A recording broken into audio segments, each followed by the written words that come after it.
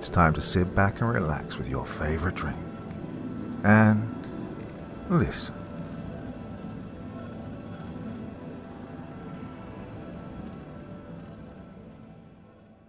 Welcome to this latest Stories Told in the Pouring Rain video.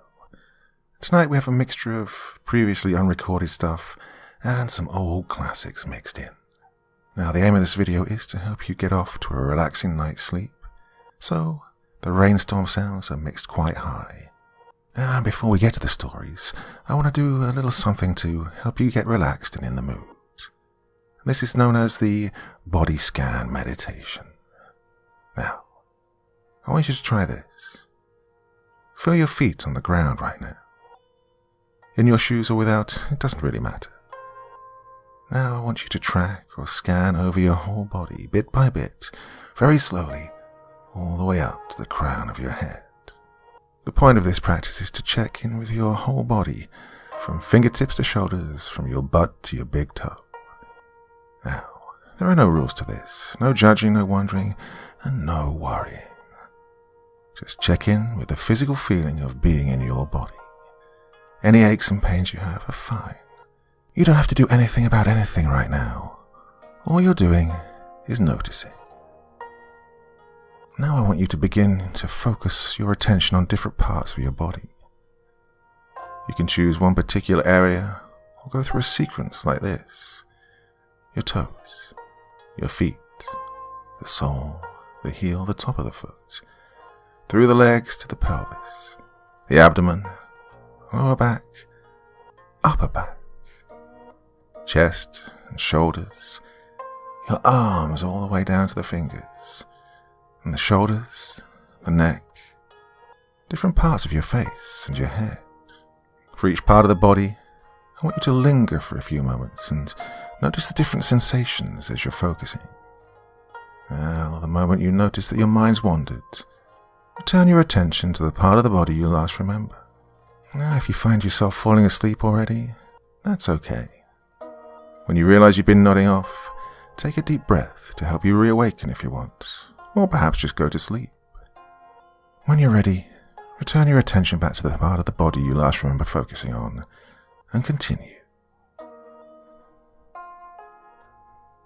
For those of you not asleep already, welcome to 4 hours of stories told in the pouring rain. And we begin with The Haunted Burglar. Anthony Ross doubtless had the oddest and most complex temperament that ever assured the success of burglary as a business. This fact is mentioned in order that those who choose may employ it as an explanation of the extraordinary ideas that entered his head and gave a strangely tragic character to his career. Though ignorant, the man had an uncommonly fine mind in certain aspects. Thus it happened that, while lacking moral perception, he cherished an artistic pride in the smooth, elegant, and finished conduct of his work. Hence a blunder on his part invariably filled him with grief and humiliation, and it was the steadily increasing recurrence of these errors that finally impelled him to make a deliberate analysis of his case.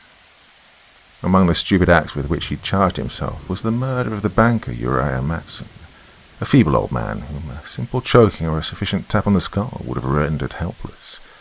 Instead of that, he had choked his victim to death in the most brutal and unnecessary manner, and in doing so had used the fingers of his left hand in a singularly sprawled and awkward fashion. The whole act was utterly unlike him. It appalled him and horrified him, not for the sin of taking human life, but because it was unnecessary, dangerous, subversive of the principles of skilled burglary, and monstrously inartistic. A similar mishap had occurred in the case of Miss Jellison, a wealthy spinster, merely because she was in the act of waking, which meant an ensuing scream. In this case, as in the other, he was unspeakably shocked to discover that the fatal choking had been done by the left hand, with sprawled and awkward fingers, and with a savage ferocity entirely uncalled for by his peril. In setting himself to analyze these incongruous and revolting things, he dragged forth from his memory numerous other acts, unlike those two in detail, but similar to them in spirit. Thus, in a fit of passionate anger, the whimpering of an infant, he had flung it brutally against the wall. Another time he was nearly discovered through the needless torturing of a cat, whose cries set pursuers at his heels. These and other insane, inartistic and ferocious acts he arrayed for serious analysis. Finally, the realization burst upon him that all his aberrations of conduct had proceeded from his left hand and arm. Search his recollection ever so diligently, he could not recall a single instance wherein his right hand had failed to proceed on perfectly fine, sure and artistic lines. When he made this discovery, he realized that he had brought himself face to face with a terrifying mystery, and its horrors were increased when he reflected that, while his left hand had committed acts of stupid atrocity in the pursuit of his burglarious enterprises, on many occasions when he was not so engaged it had acted with a less harmful but a less coarse, irrational, and inartistic purpose. It was not difficult for such a man to arrive at strange conclusions. The explanation that promptly suggested itself, and that his coolest and shrewdest wisdom could not shake, was that his left hand was under the dominion of a perverse and malicious spirit, that it was an entity apart from his own spirit, and that it had fastened itself upon that part of his body to produce his ruin. It was useless, however, inviting to speculate upon the order of mind capable of arriving at such a conclusion. It is more to the point to narrate the terrible happenings to which it gave rise. About a month after the burglar's mental struggle, a strange-looking man applied for a situation at a sawmill 100 miles away. His appearance was exceedingly distressing. Either a grievous bodily illness or fearful mental anguish had made his face wan and haggard, and filled his eyes with the light of a hard desperation that gave promise of dire results. There were no marks of a vagabond on his clothing or in his manner. He didn't seem to be suffering for physical necessities. He held his head aloft and walked like a man, and an understanding glance would have seen that his look of determination meant something profounder and more far-reaching than the ordinary business concerns of life. He gave the name of Hope. His manner was so engaging, yet withal so firm and abstracted, that he secured a position without difficulty, and so faithfully did he work, and so quick was his intelligence, that in good time his request to be given the management of a saw was granted. It might have been noticed that his face thereupon wore a deeper and more haggard look, but that its rigours were softened by a light of happy expectancy. As he cultivated no friendships among the men, he had no confidants. He went his dark way alone to the end. He seemed to take more than the pleasure of an efficient workman in observing the products of his skill. He would stealthily hug the big brown logs as they approached the saw, and his eyes were ablaze when the great tool went singing and roaring at its work. The foreman, mistaking this eagerness for carelessness, quietly cautioned him to beware. But when the next log was mounted for the saw, the stranger appeared to slip and fall. He clasped the moving log in his arms, and the next moment the insatiable teeth had severed his left arm near the shoulder, and the stranger sank with a groan into the soft sawdust that filled the pit.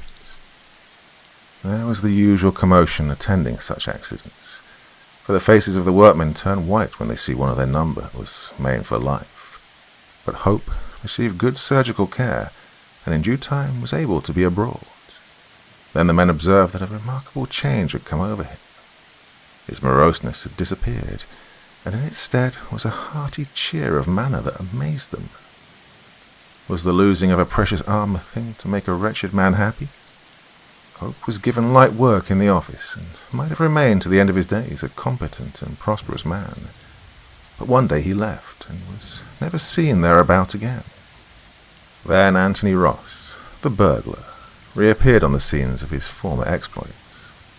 The police were dismayed to note the arrival of a man whom all their skill had been unable to convict of terrible crimes which they were certain he had committed, and they questioned him about the loss of his arm, but he laughed them away with the fine sang-froid with which they were familiar, and soon his handiwork appeared in reports of daring burglaries. A watch of extraordinary care and minuteness was set upon him, but that availed nothing until a singular thing occurred to baffle the officers beyond measure. Ross had suddenly become wildly reckless and walked red-handed into the mouth of the law. By evidence that seemed indisputable, a burglary and atrocious murder were traced to him. Stranger than all else, he made no effort to escape, though leaving a hanging trail behind him. When the officers overhauled him, they found him in a state of utter dejection, wholly different from the light-hearted bearing that had characterized him ever since he'd returned without his left arm. Neither admitting nor denying his guilt, he bore himself with the hopelessness of a man already condemned to the gallows. Even when he was brought before a jury and placed on trial, he made no fight for his life.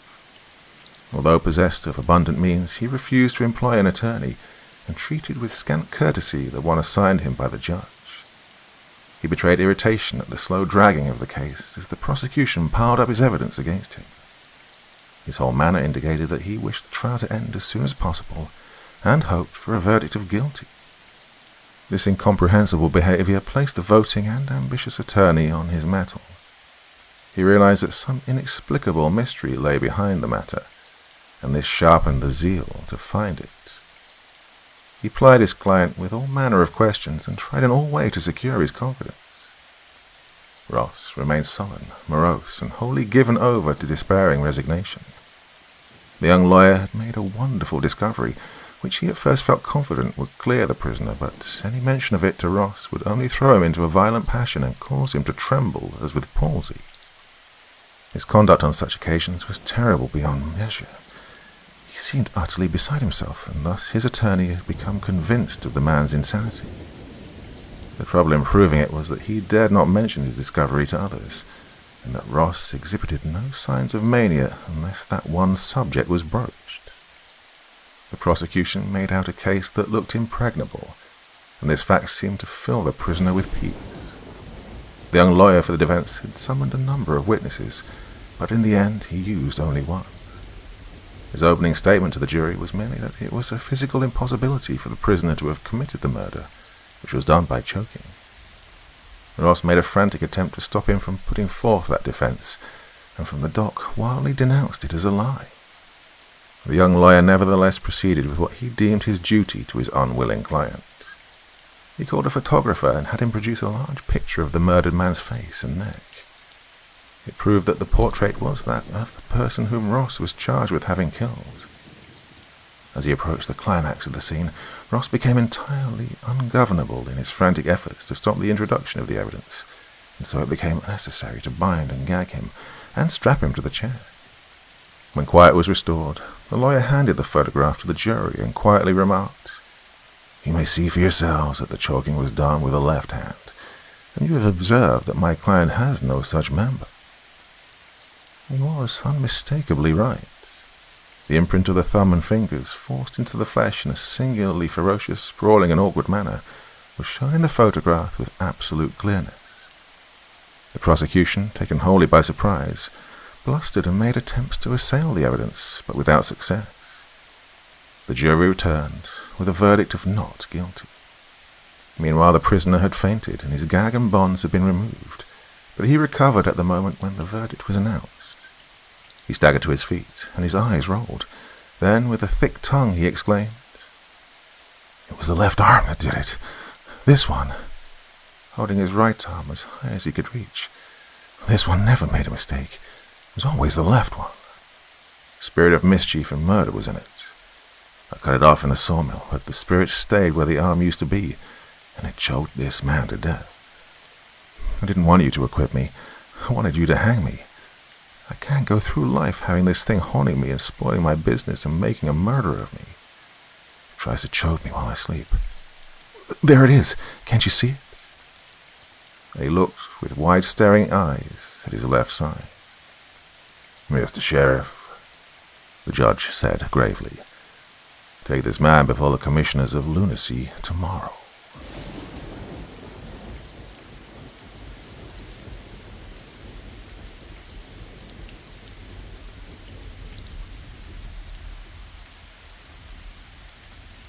Across the moors. It really was most unfortunate. Peggy had a temperature of nearly 100 and a pain in her side, and Mrs. Workington Bancroft knew that it was appendicitis. But there was no one whom she could send for the doctor. James had gone with the jaunting car to meet her husband, who had at last managed to get away for a week's shooting. Adolphe she'd sent to the Evershams only half an hour before, with a note for Lady Eva. The cook could not manage to walk, even if dinner could be served without her. Kate, as usual, was not to be trusted. And there remained Miss Craig. "Of course, you must see that Peggy is really ill," said she, as the governess came into the room in answer to her summons. "The difficulty is that there is absolutely no one whom I can send for the doctor." Mrs. Workington Bancroft paused. She was always willing that those beneath her should have the privilege of offering the services which it was her right to command. "So, perhaps, Miss Craig," she went on, "you wouldn't mind walking over to Tebbit's farm. I hear there's a Liverpool doctor staying there. Of course I know nothing about him, but we must take the risk, and I expect he'll be only too glad to be earning something during his holiday. It's nearly 4 miles away, I know, and I'd never dream of asking you, if it was not that I dread appendicitis so." "Very well," said Miss Craig. "I suppose I must go, but I don't know the way." "Oh, you can't miss it," said Mrs. Workington Bancroft, in her anxiety temporarily forgiving the obvious unwillingness of her governess's consent. "You follow the road across the moor for 2 miles, until you come to Redman's Cross. You turn to the left there, and follow a rough path that leads through a large plantation, and Tebbit's farm lies just below you in the valley. Oh, and take Pontiff with you," she added, as the girl left the room. "There's absolutely nothing to be afraid of, but I expect you'll feel happier with the dog." "Well, miss," said the cook, when Miss Craig went into the kitchen to get her boots, which had been drying by the fire. "Of course she knows best, but I don't think it's right that, after all that's happened, for the mistress to send you across the moors on a night like this. It's not as if the doctor could do anything for Miss Margaret if you do bring it. Every child is like that once in a while. He'll only say, 'Put her to bed,' and she's there already." "Oh, I don't see what there is to be afraid of, cook," said Miss Craig as she laced her boots, "unless you believe in ghosts." "Oh, I'm not so sure about that. Anyhow, I don't like sleeping in a bed where the sheets are too short for you to pull them over your head. But don't you be frightened, miss. It's my belief that their bark is worse than their bite." But though Miss Craig amused herself for some minutes by trying to imagine the bark of a ghost, a thing altogether different from the classical ghostly bark, she didn't feel entirely at ease.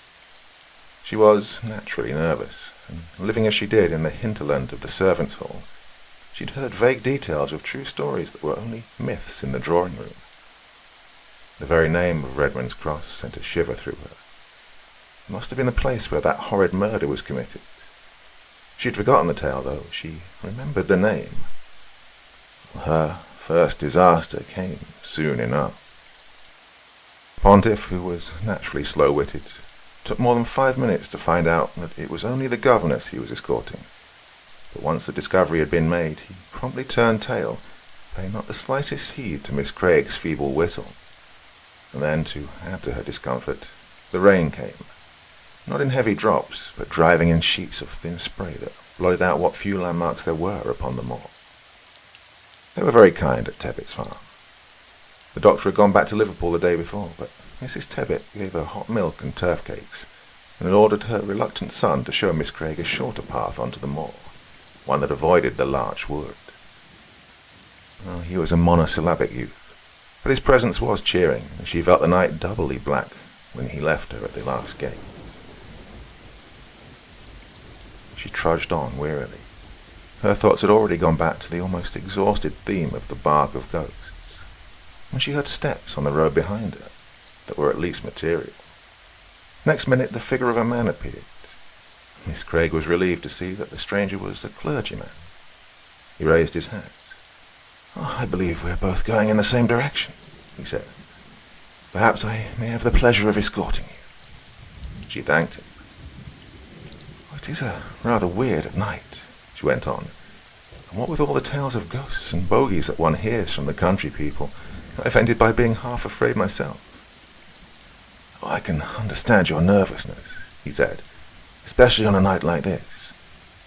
I used to, at one time, feel the same, for my work often meant lonely walks across the moor to farms which were only reached by rough tracks, difficult enough to find even in the daytime." "And you never saw anything to frighten you? Nothing immaterial, I mean?" "I can't really say that I did. But I had an experience 11 years ago which served as a turning point in my life. And since you seem to be now in much the same state of mind I was then, I'll tell you. The time of year was late September. I'd been over to Westendale to see an old woman who was dying, and then, just as I was about to start on my way home, word came to me of another of my parishioners who'd been suddenly taken ill only that morning. It was after 7 when at last I started. A farmer saw me on the way, turning back when I reached the moor road. The sunset the previous evening had been one of the most lovely I ever remember seeing. The whole vault of heaven had been scattered with flakes of white cloud, tipped with rosy pink like the strewn petals of a full-blown rose. But that night, all was changed. The sky was an absolutely dull slate color, except in one corner of the west where a thin rift showed the last saffron tint of the sullen sunset. As I walked, stiff and footsore, my spirits sank. It must have been the marked contrast between the 2 evenings, the one so lovely, so full of promise. The corn was still out in the fields, spoiling for fine weather, and the other so gloomy, so sad with all the dead weight of autumn and winter days to come. And then added to this sense of heavy depression came another different feeling, which I surprised myself by recognizing as fear. I do not know why I was afraid. The moors lay on either side of me, unbroken except for a straggling line of turf shooting butts that stood within a stone's throw of the road. The only sound I heard for the last half hour was the cry of the startled grouse. Go back, go back, go back. But yet the feeling of fear was there, affecting a low center of my brain through some little-used physical channel. I buttoned my coat closer and tried to divert my thoughts by thinking of next Sunday's sermon. I had chosen to preach on Job. There's much in the old-fashioned notion of the book, apart from all the subtleties of the higher criticism, that appeals to country people. The loss of herds and crops, the breakup of the family. I would not have dared to speak had not I too been a farmer. My own glebe land had been flooded 3 weeks before, and I suppose I stood to lose as much as any man in the parish. As I walked along the road, repeating to myself the first chapter of the book, I stopped at the 12th verse. And the Lord said unto Satan, Behold, all that he hath is in thy power. Now the thought of the bad harvest, and that is an awful thought in these valleys, vanished. I seemed to gaze into an ocean of infinite darkness. Now I'd often use, with the Sunday glibness of the tired priest, whose duty it is to preach 3 sermons in one day, the old simile of the chessboard. God and the devil were the players, and we were helping one side or the other. But until that night I'd not thought of the possibility of my being only a pawn in the game, that God might throw away, that the game might be won. Well, I'd reached the place where we are now. I remember it by that rough stone water trough, when a man suddenly jumped out from the roadside. He'd been seated on a heap of broken road metal. Which way are you going, governor?" he said. I knew from the way he spoke that the man was a stranger. There are many at this time of the year who come from the south, trampling northwards with the ripening corn. I told him my destination. "We will go along together," he replied. It was too dark to see much of the man's face, but what little I made out was coarse and brutal. Then he began the half-menacing whine I know so well. He'd trampled miles that day. He'd had no food since breakfast, and that was only a crust. "Oh, give us a copper," he said. "It's only for a night's lodging." Well, he was whittling away with a big clasp knife at an ash stake he'd taken from some hedge. The clergyman broke off. "Oh, are those the lights of your house?" he said. "We're nearer than I expected, but I shall have time to finish my story. I think I will, for you can run home in a couple of minutes, and I don't want you to be frightened when you're out on the moors again." So, as the man talked, he seemed to have stepped out of the very background of my thoughts. His sordid tale were the sad lies that hid a far sadder truth. He asked me the time. It was 5 minutes to 9. As I replaced my watch, I glanced at his face.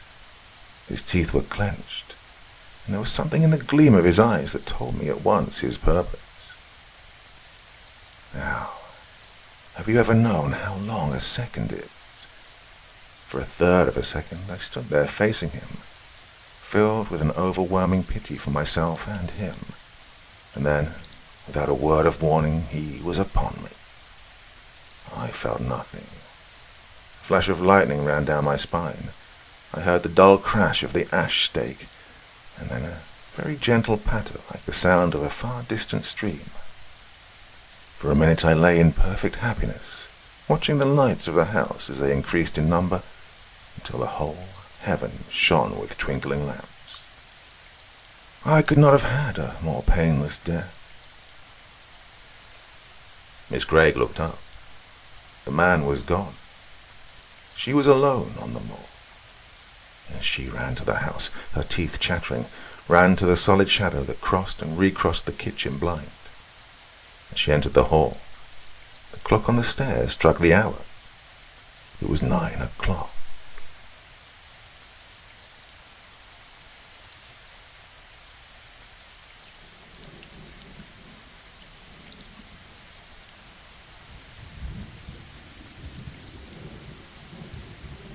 It's the material, said the old ship's doctor. The material plus the conditions and, maybe, he added slowly, a third factor. Yes, a third factor, but they're... He broke off his half-meditative sentence and began to charge his pipe. Go on, doctor, we said encouragingly, and with more than a little expectancy. We were in the smoke room of the Sandelay, running across the North Atlantic, and the doctor was a character. He concluded the charging of his pipe and lit it, and then settled himself, and began to express himself more fully. The material, he said with conviction, is inevitably the medium of expression of the life force, the fulcrum, as it were, lacking which it is unable to exert itself or indeed to express itself in any form or fashion that would be intelligible or evident to us. So potent is the share of the material in the production of that thing which we name life, and so eager the life force to express itself, that I'm convinced it would, if given the right conditions, make itself manifest even through so hopeless seeming a medium as a simple block of sawn wood. For I tell you, gentlemen, the life force is both as fiercely urgent and as indiscriminate as fire, the destructor, yet which some are now growing to consider the very essence of life rampant. There's a quaint seeming paradox there, he concluded, nodding his old grey head. Yes, doctor, I said. In brief, your argument is that life is a thing, state, fact, or element, call it what you like, which requires the material through which to manifest itself, and that given the material plus the conditions, the result is life. In other words, that life is an evolved product, manifested through matter and bred of conditions, eh? As we understand the word, said the old doctor. Though, mind you, there may be a third factor. But, in my heart, I believe that it's a matter of chemistry, conditions in a suitable medium. But given the conditions, the brute is so almighty that it will seize upon anything through which to manifest itself. It is a force generated by conditions, but nevertheless this does not bring us one iota nearer to its explanation, any more than to the explanation of electricity or fire. They are, all three, of the outer forces, monsters of the void. Nothing we can do will create any one of them. Our power is merely to be able, by providing the conditions, to make each one of them manifest to our physical senses. Am I clear? Yes, Doctor. In a way you are, I said. But I don't agree with you, though I think I understand you. Electricity and fire are both what I call natural things, but life is an abstract something, a kind of all-permeating wakefulness. Oh, I can't explain it. Who could? but it is spiritual, not just a thing bred out of a condition like fire, as you say, or electricity. It is a horrible thought of yours. Life's a kind of spiritual mystery. Ah, easy, my boy, said the old doctor, laughing gently to himself. Or else I may be asking you to demonstrate the spiritual mystery of life, of the limpet or the crab, shall we say. He grinned at me with ineffable perverseness. Anyway, he continued, as I suppose you've all guessed, I've a yarn to tell you in support of my impression that life is no more a mystery or a miracle than fire or electricity. But please to remember, gentlemen, that because we've succeeded in naming and making good use of these two forces, they are just as much mysteries, fundamentally now, as ever. And, anyway, the thing I'm going to tell you won't explain the mystery of life, but only give you one of my pegs on which I hang my feeling that life is, as I've said, a force made manifest through conditions. That is to say, natural chemistry, and that it can take for its purpose and need the most incredible and unlikely matter. For without matter it cannot come into existence. It cannot become manifest. Oh, I don't agree with you, Doctor, I interrupted. Your theory would destroy all belief in life after death. It would... Hush, Sonny, said the old man with a quiet little smile of comprehension. Hark to what I have to say first, and anyway, what objection have you to material life after death? And if you object to a material framework, I would still have you remember that I am speaking of life, as we understand the word in this, our life. Now do be quiet, lad, or I'll never be done. Well, it was when I was a young man, and that's a good many years ago, gentlemen. I passed my examinations, but was so run down with overwork that it was decided that I'd better take a trip to sea. I was by no means well off, and very glad in the end to secure a nominal post as doctor in the sailing passenger clipper running out to China. The name of the ship was Beopse, and soon after I got all my gear aboard, she cast off, and we dropped down the Thames, and next day we were well out in the Channel. The captain's name was Gannington, a very decent man, though quite illiterate. The first mate, Mr. Burlees, was a quiet, sternish reserve man, very well read. The second mate, Mr. Selvan, was, perhaps by birth and upbringing, the most socially cultured of the three, but he lacked the stamina and indomitable pluck of the other two. He was more of a sensitive and, emotionally and even mentally, the most alert man of the three. On our way out, we called at Madagascar, where we landed some of our passengers. Then we ran eastward, meaning to call at Northwest Cape, but about 100 degrees east, we encountered very dreadful weather, which carried away all our sails and sprung the jibboom and the forward mast. Well, the storm carried us northward for several hundred miles, and when it dropped us finally, we found ourselves in a very bad state. The ship had been strained, and had taken some 3 feet of water through her seams. The main topmast had been sprung, in addition to the jibboom and the forward mast. 2 of our boats had gone, as also one of the pigstays, with 3 fine pigs. These latter having been washed overboard, but some half-hour before the wind began to ease, which it did very quickly, though a very ugly sea ran for some hours after. The wind left us just before dark, and when morning came it brought weather, splendid weather, a calm, mildly undulating sea and a brilliant sun with no wind. It showed us also that we were not alone, for about 2 miles away to the westward was another vessel, which Mr. Selvan, the second mate, pointed out to me.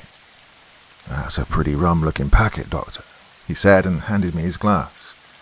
I looked through it at the other vessel and saw what he meant, at least I thought I did. Yes, Mr. Selvan, I said, she's got a pretty old-fashioned look about her. Well, he laughed at me in his pleasant way. It's easy to see you're not a sailor, Doctor, he remarked. There's a dozen rum things about her. She's a derelict, and has been floating around by the look of her for many a score of years. Look at the shape of her counter, and the bows and cutwater. She's as old as the hills, as you might say, and ought to have gone down to Davy Jones a good while ago. Oh, look at the growths on her, and the thickness of her standing rigging. That's all salt incrustations, I fancy. Well, if you notice the white colour. Well, she's been a small bark, but don't you see, she's not a yard left aloft. Well, they've all dropped out of the slings, everything rotted away. Wonder the standing rigging hasn't gone too. Oh, I wish the old man had let us take the boat and have a look at her. Oh, she'd be well worth it. There seemed little chance, however, of this, for all hands were turned to and kept hard at it all day, repairing the damage to the masts and gear, and this took a long while, as you may think. Part of the time I gave a hand heaving on one of the deck capstans, for the exercise was good for my liver. Old Captain Gannington approved, and I persuaded him to come along and try some of the same medicine, which he did, and we got very chummy over the job. Well, we got talking about the derelict, and he remarked how lucky we were not to have run full tilt onto her in the darkness, for she lay right away to the leeward of us, according to the way we'd been drifting in the storm. He was also of the opinion that she had a strange look about her, that she was pretty old, but on this latter point he plainly had far less knowledge than the second mate, for he was, as I've said, an illiterate man, and knew nothing of seacraft beyond what experience had taught him. He lacked the book knowledge which the second mate had of vessels previous to his day, which it appeared the derelict was. She's an old un, Doctor, was the extent of his observations in this direction. Yet, when I mentioned to him that it would be interesting to go aboard and give her a bit of an overhaul, he nodded his head as if the idea had already been in his mind and accorded with his own inclinations. When the work's over, Doctor, he said. Can't spare the men now, you know. Got to keep all ship-shape and ready as smart as we can, but we'll take my jig and go off in the second dog watch. The glass is steady. It'll be a bit of a gam for us. Well, that evening after tea, the captain gave orders to clear the jig and get her overboard.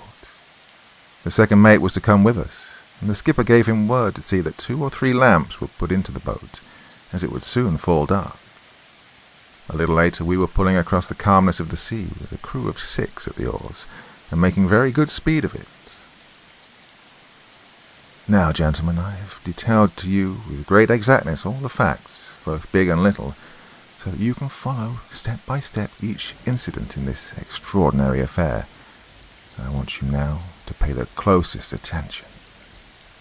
I was sitting in the stern sheets with the second mate and the captain, who was steering, and as we drew nearer and nearer to the stranger, as indeed did Captain Gannington and the second mate.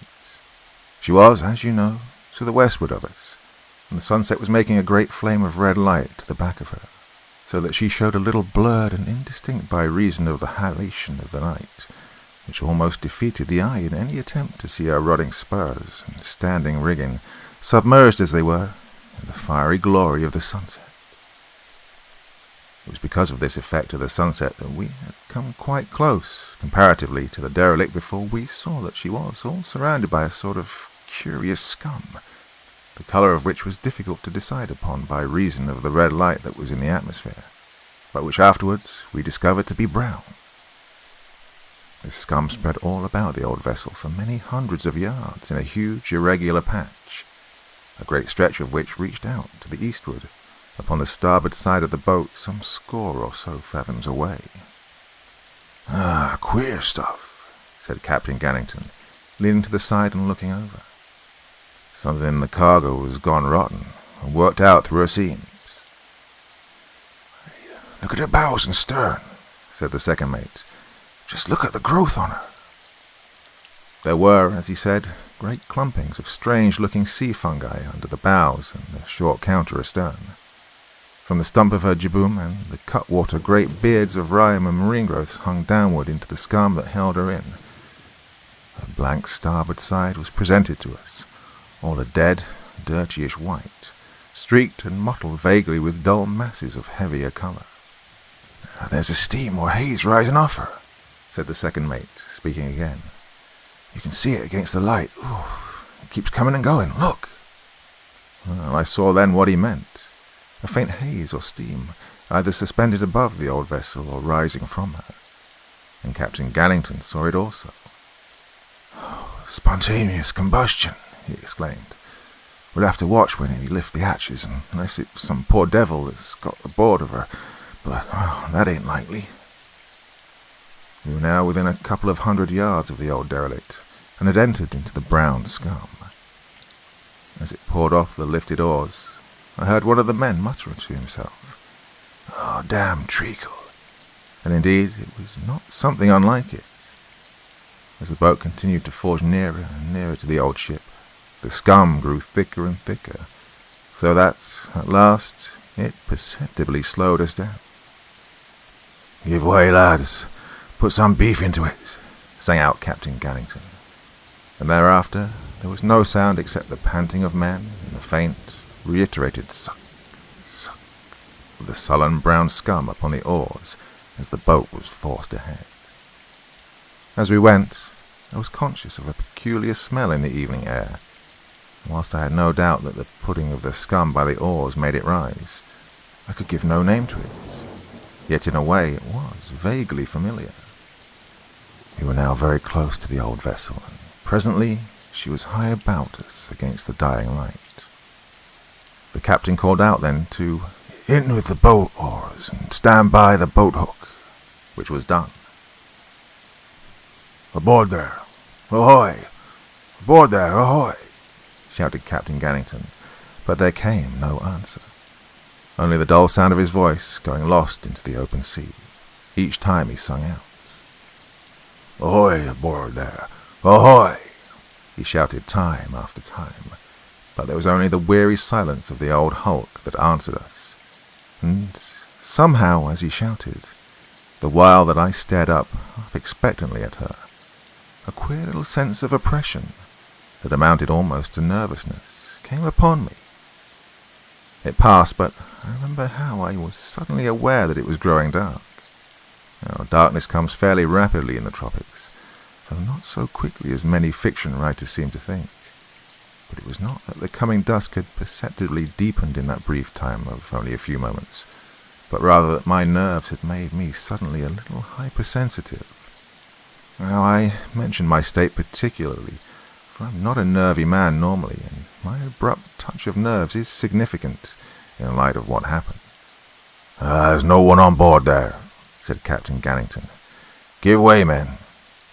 For the boat's crew had instinctively rested on their oars as the captain hailed the old craft. The men gave way again, and then the second mate called out excitedly, "Oi, look there! There's our pigsty. See, it's got biopsy painted on the end. Oh, it's drifted down here and the scum's caught it. Oh, what a blessed wonder." It was, as he said, our pigsty that had been washed overboard in the storm, and most extraordinary to come across it there. "We'll tow it off with us when we go," said the captain, and shouted to the crew to get down to their oars, for they were hardly moving the boat, because the scum was so thick close in around the old ship that it literally clogged the boat from moving. I remember that it struck me, in a half-conscious sort of way, as curious that the pigsty, containing our 3 dead pigs, had managed to drift in so far unaided, whilst we could scarcely manage to force the boat in, now that we'd come right into the scum. But the thought passed from my mind, for so many things happened within the next few minutes. The man managed to bring the boat in alongside, within a couple of feet of the derelict, and the man with the boat hook hooked on. "Have you got hold there, for'ard?" asked Captain Gannington. "Yes, sir," said the bowman, and as he spoke there came a queer noise of tearing. "What's that?" said the captain. "It's tore, sir. Tore clean away," said the man, and his tone showed that he had received something of a shock. "Oh, get a hold again, then," said Captain Gannington irritably. "Don't suppose this packet was built yesterday. Shove the hook into the main chains." The man did so gingerly, as you might say, for it seemed to me, in the growing dusk, that he put no strain onto the hook, though of course there was no need. You could see the boat could not go very far of herself, in the stuff in which she was embedded. I remember thinking this, also, as I looked up at the bulging side of the old vessel, and then I heard Captain Gannington's voice. "Lord, but she's old. And what a colour, Doctor. Oh, She don't want half a pint, do she? Now then, somebody, one of them oars." An oar was passed to him, and he leant it up against the ancient, bulging side. Then he paused and called to the second mate to light a couple of the lamps and stand by to pass them up, for darkness had settled down now upon the sea. The second mate lit 2 of the lamps and told one of the men to light a third and keep it handy in the boat, and then he stepped across, with a lamp in each hand, to where Captain Gannington stood by the oar against the side of the ship. "Now, my lad," said the captain to the man who had pulled the stroke, "up with you, and I'll pass you up the lamps." Well, the man jumped to obey, caught the oar and put his weight upon it, and as he did so, something seemed to give way a little. "Look," cried out the second mate, and pointed, lamp in hand. "It's sunk in." Well, this was true. The oar had made quite an indentation into the bulging, somewhat slimy side of the old vessel. "Mould, I reckon," said Captain Gannington, bending towards the derelict to look, and then to the man. "Up you go, my lad, and be smart. Don't stand there waiting." At that, the man, who had paused a moment as he felt the oar give beneath his weight, began to shin up, and in a few seconds he was aboard, and leant out over the rail for the lamps. These were passed up to him, and the captain called to him to steady the oar. And then Captain Gannington went, calling for me to follow, and after me the second mate. And as the captain put his face over the rail, he gave a cry of astonishment. "Mould, by gum! Mould! Tons of it! Oh, good Lord!" As I heard him shout that, I scrambled the more eagerly after him, and in a moment or two I was able to see what he meant. Everywhere that the light from the 2 lamps struck, there was nothing but smooth, great masses and surfaces of a dirty white-coloured mould.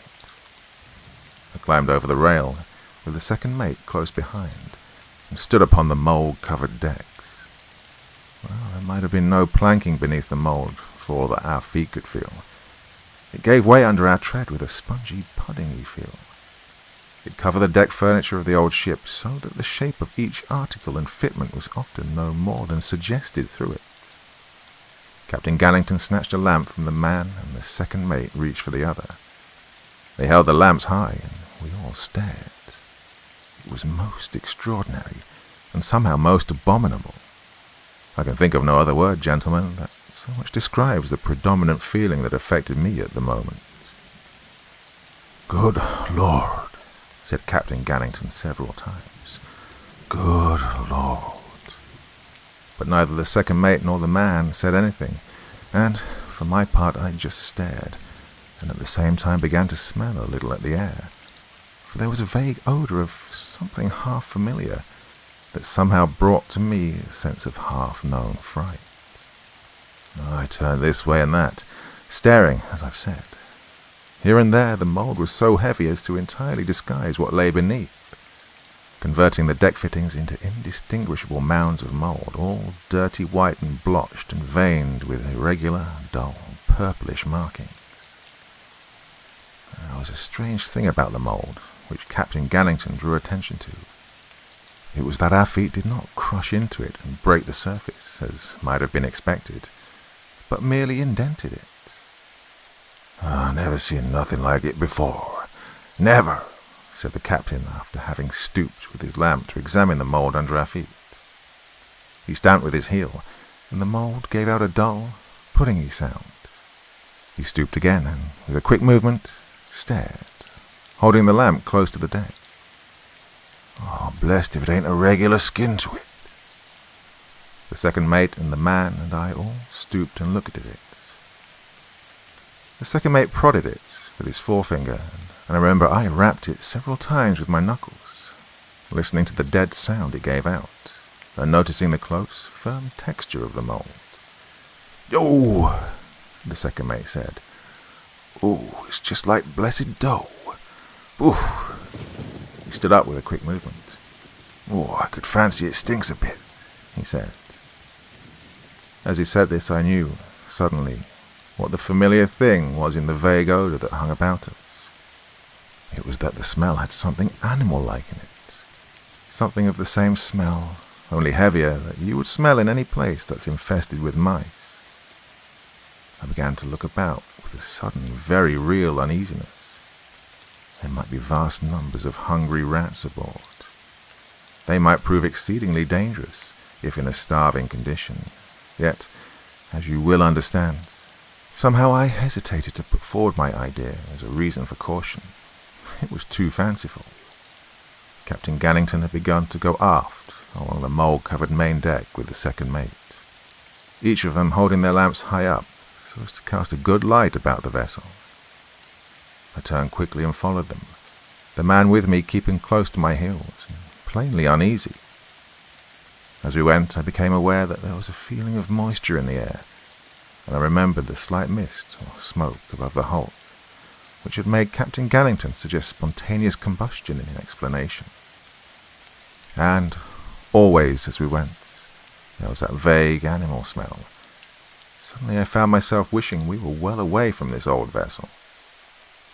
Abruptly, after a few paces, the captain stopped and pointed at a row of mould-hidden shapes on each side of the main deck. "Guns," he said. "Been a privateer in the old days, I guess. Maybe worse. We'll have a look below, Doctor. There may be something worth touching. She's older than I thought. Mr. Salvin thinks she's about 200 years old, but I scarce think it." While we continued our way aft, I remember that I found myself walking as lightly and gingerly as possible, as if I were subconsciously afraid of treading through the rotten, mould-hid decks. I think the others had a touch of the same feeling from the way they were walking. Occasionally the soft stuff would grip on our heels, releasing them with a little sullen suck. The captain forged somewhat ahead of the second mate, and I know that the suggestion he'd made himself that perhaps there might be something below worth carrying away had stimulated his imagination. The second mate was, however, beginning to feel somewhat the same way I did. At least, I have that impression.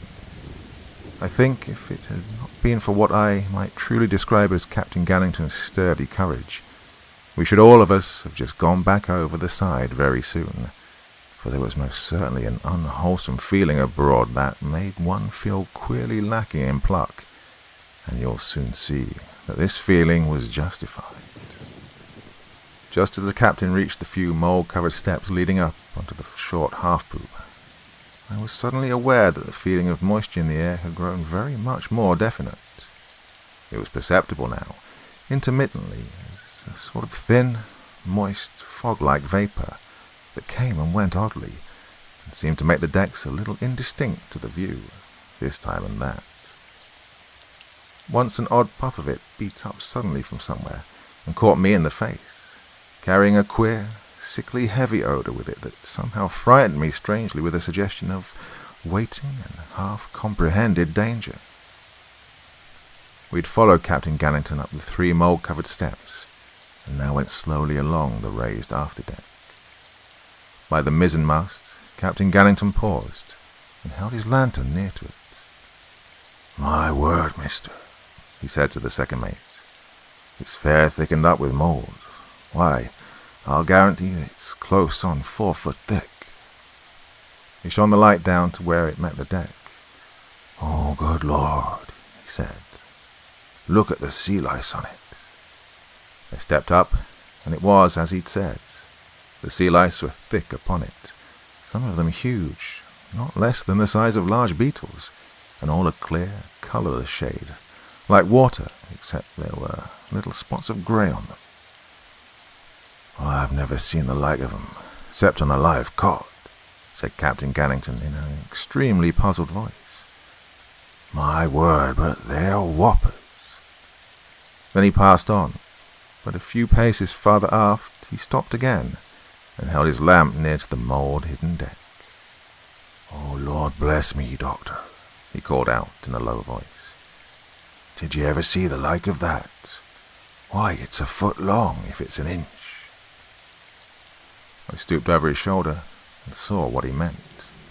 It was a clear, colourless creature about a foot long and about 8 inches high, with a curved back that was extraordinarily narrow. As we stared, all in a group, it gave a queer little flick and was gone. "Jumped," said the captain. "Well, if that ain't a giant of all the sea lice that I have ever seen. I guess it's jumped 20 foot clear." He straightened his back and scratched his head a moment, swinging the lantern this way and that with the other hand and staring about us. "What are they doing aboard here?" he said. "Oh, you'll see 'em. Little things. On fat cod and such like. I'm blowed, doctor, if I understand." He held his lamp towards a big mound of the mould that occupied part of the after portion of the lower poop deck, a little foreside of where there came a 2-foot-high break to a kind of second and loftier poop that ran aft to the taffrail. The mound was pretty big, several feet across, and more than a yard high. Captain Gannington walked up to it. "I reckon this is the skull," he remarked, and gave it a heavy kick. The only result was a deep indentation to the huge whitish lump of mould, as if he'd driven his foot into a mass of some doughy substance. Yet I'm not altogether correct in saying that this was the only result, for a certain other thing happened.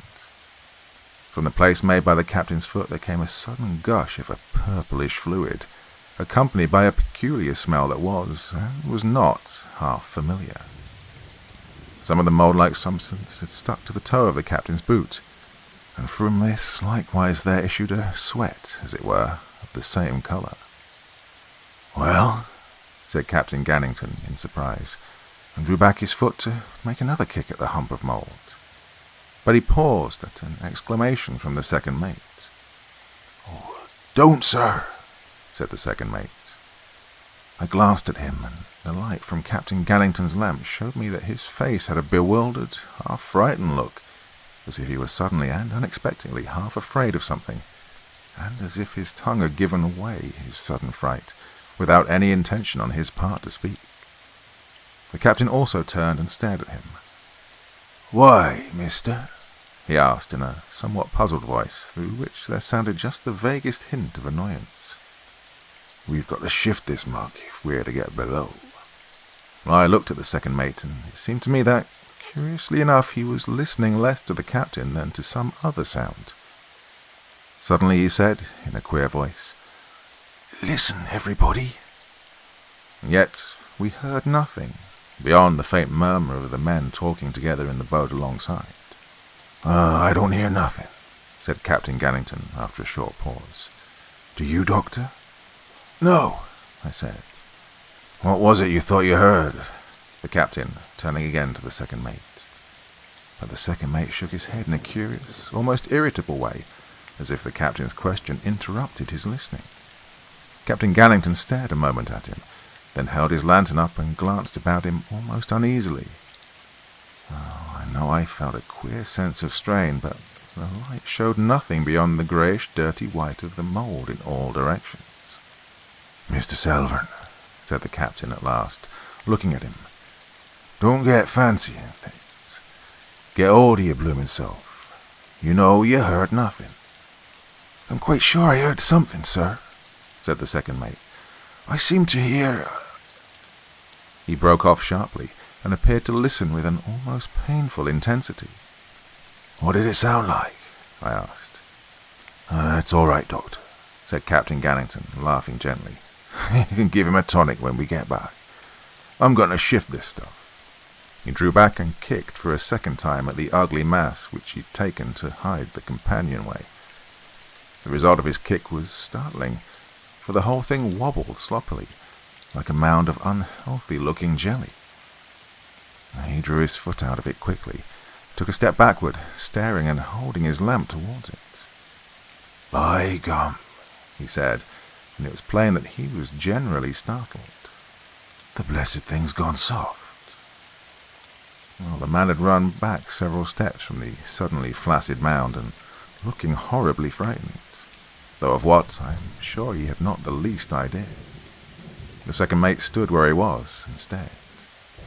For my part, I know I had a most hideous uneasiness upon me. The captain continued to hold his light towards the wobbling mound and stared. "It's gone all squashy through," he said. "There's no skull there, There's no bally woodwork inside that lot. Oh, what a rum smell. He walked round to the after side of the strange mound to see whether there might be some signs of an opening into the hull at the back of the great heap of mould stuff. And then, "Listen," said the second mate again, in the strangest sort of voice. Captain Gallington straightened himself upright, and there succeeded a pause of the most intense quietness, in which there was not even the hum of talk from the men alongside in the boat. We all heard it. A kind of dull, soft thud, thud, thud, thud, somewhere in the hull under us, yet so vague as to make me half doubtful I'd heard it, only that the others did so too. Captain Gallington turned suddenly to where the man stood. "Tell them," he began. But the fellow cried out something and pointed. There had come a strange intensity into his somewhat unemotional face, so the captain's glance followed his action instantly. I stared also, as you may think. It was the great mound at which the man was pointing, and I saw what he meant. From the two gapes made in the mould-like stuff by Captain Gallington's boots, the purple fluid was jetting out in a queerly regular fashion, almost as if it were being forced out by a pump. My word, but I stared, and even as I stared a larger jet squirted out and splashed as far as the man, spattering his boots and trouser legs. The fellow had been pretty nervous before, in a stolid, ignorant sort of way, and his funk had been growing steadily. But at this he simply let out a yell and turned about to run. He paused an instant, as if a sudden fear of the darkness that held the decks between him and the boat had taken him. He snatched at the second mate's lantern, tore it out of his hand, and plunged heavily away over the vile stretch of mould. Mr. Selvin, the second mate, said not a word. He was just staring at the strange-smelling twin streams of dull purple that were jetting out from the wobbling mound. Captain Gallington, however, roared an order to the man to come back, but the man plunged on and on across the mould, his feet seeming to be clogged by the stuff, as if it had suddenly grown soft. He zigzagged as he ran, the lantern swaying in wild circles as he wrenched his feet free with a constant plop, plop, and I could hear his frightened gasps even from where I stood. "Come back with that lamp," roared the captain again, but the man still took no notice. And Captain Gallington was silent an instant, his lips working in a queer, inarticulate fashion, as if he were stunned momentarily by the very violence of his anger at the man's insubordination. And in the silence I heard the sounds again. Thud, thud, thud, thud. Quite distinctly now, beating, it seemed suddenly to me, right down under my feet, but deep. I stared down at the mould on which I was standing, with a quick, disgusting sense of the terrible all about me.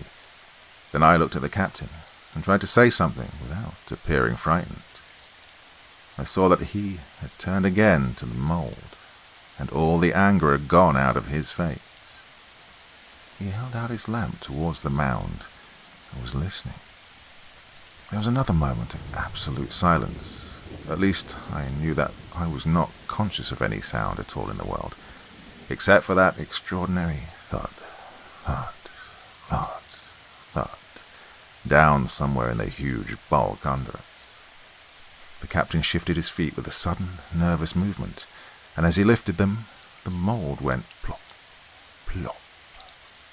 He looked quickly at me, trying to smile as if he were not thinking anything very much about it.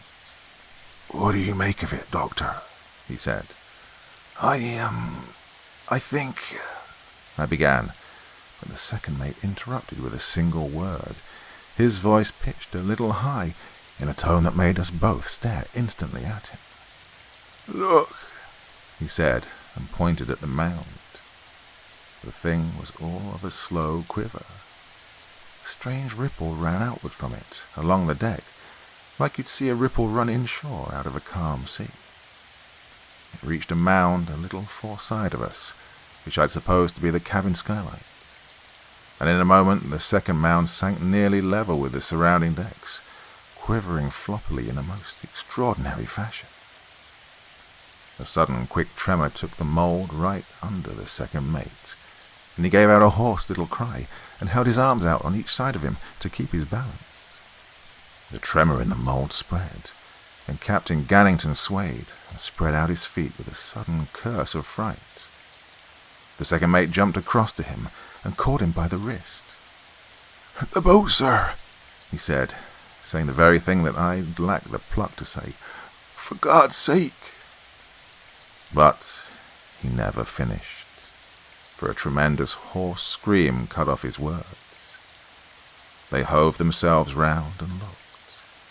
I could see without turning. The man who'd run from us was standing in the waist of the ship, about a fathom from the starboard bulwarks. He was swaying from side to side and screaming in a dreadful fashion. He appeared to be trying to lift his feet, and the light from his swaying lantern showed an almost incredible sight. All about him the mould was in active movement. His feet had sunk out of sight. The stuff appeared to be lapping at his legs, and abruptly his bare flesh showed. The hideous stuff had rent his trouser leg away as if it were paper. He gave out a simply sickening scream, and, with a vast effort, wrenched one leg free. It was partly destroyed. The next instant, he pitched face downward, and the stuff heaped itself upon him as if it were actually alive, with a dreadful, severe life. It was simply infernal. The man had gone from sight. Where he had fallen was now a writhing, elongated mound in constant and horrible increase, as the mould appeared to move towards it in strange ripples from all sides. Captain Gannington and the second mate were stone silent, in amazed and incredulous horror, but I had begun to reach towards a grotesque and terrific conclusion, both helped and hindered by my professional training. From the men in the boat alongside, there was loud shouting, and I saw two of their faces appear suddenly above the rail.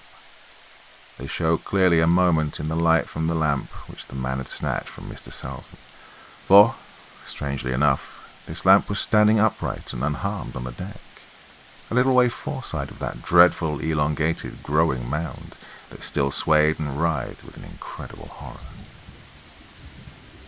The lamp rose and fell on the passing ripples of the mould, just, for all the world, as you will see a boat rise and fall on little swells. It's of some interest to me now, psychologically, to remember how that rising and falling lantern brought home to me more than anything the incomprehensible, dreadful strangeness of it all. The men's faces disappeared with sudden yells, as if they'd slipped or been suddenly hurt, and there was a fresh uproar of shouting from the boat. The men were calling to us to come away, to come away.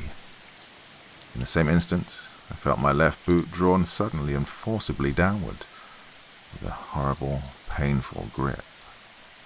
I wrenched it free with a yell of angry fear.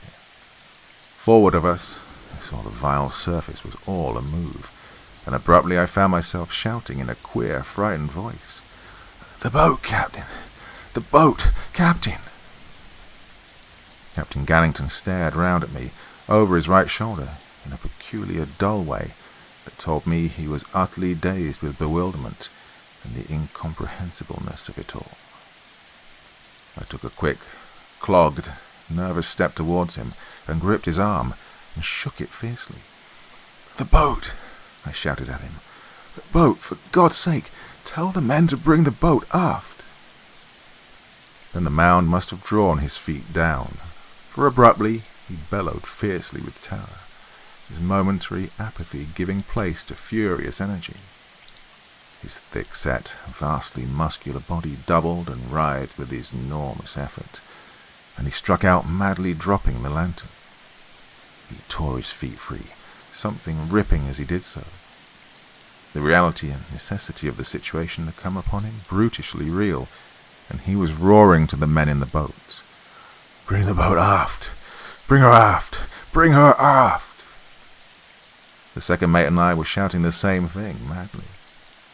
"For God's sake, be smart, lads," roared the captain, and stooped quickly for his lamp, which still burned. His feet were gripped again, and he hove them out, blaspheming breathlessly and leaping a yard high with his effort. Then he made a run for the side, wrenching his feet free at each step. In the same instant, the second mate cried out something and grabbed at the captain. "He's got a hold of my feet! He's got a hold of my feet!" he screamed. His feet had disappeared up to his boot tops, and Captain Gannington caught him round the waist with his powerful left arm, gave a mighty heave, and the next instant had him free. But both his boot soles had gone. For my part, I jumped madly from foot to foot to avoid the plucking of the mould, and suddenly I made a run for the ship's side. But before I could get there, a queer gape came in the mould between us and the side, at least a couple of feet wide, and how deep I don't know.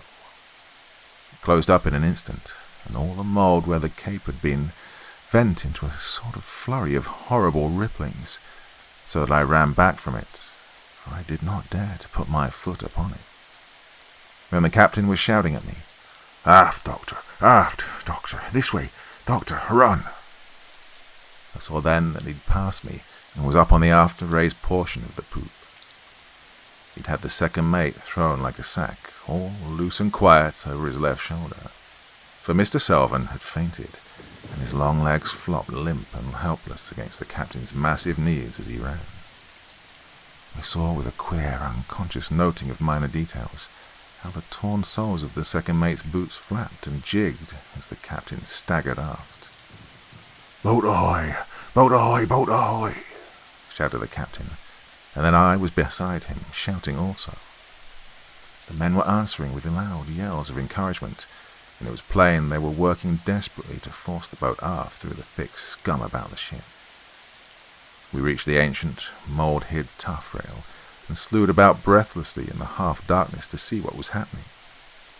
Captain Gannington had left his lantern by the big mound when he picked up the second mate, and as we stood, gasping, we discovered suddenly that all the mould between us and the light was full of movement.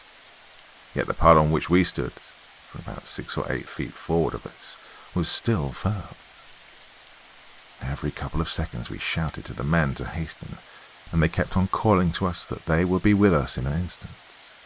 And all the time we watched the deck of that dreadful hulk, feeling, for my part, literally sick with mad suspense, and ready to jump overboard into that filthy scum all about us. Down somewhere in the huge bulk of the ship, there was all the time that extraordinary dull, ponderous thud, thud, thud, thud, growing ever louder. I seemed to feel the whole hull of the derelict beginning to quiver and thrill with each dull beat. And to me, with the grotesque and hideous suspicion of what made that noise, it was at once the most dreadful and incredible sound I had ever heard. As we waited desperately for the boat, I scanned incessantly so much of the grey-white bulk as the lamp showed. The whole of the deck seemed to be in strange movement. Forward of the lamp, I could see indistinctly the moundings of the mould swaying and nodding hideously beyond the circle of the brightest rays. Nearer, and in full glow of the lamp, the mound which should have indicated the skylight was swelling steadily.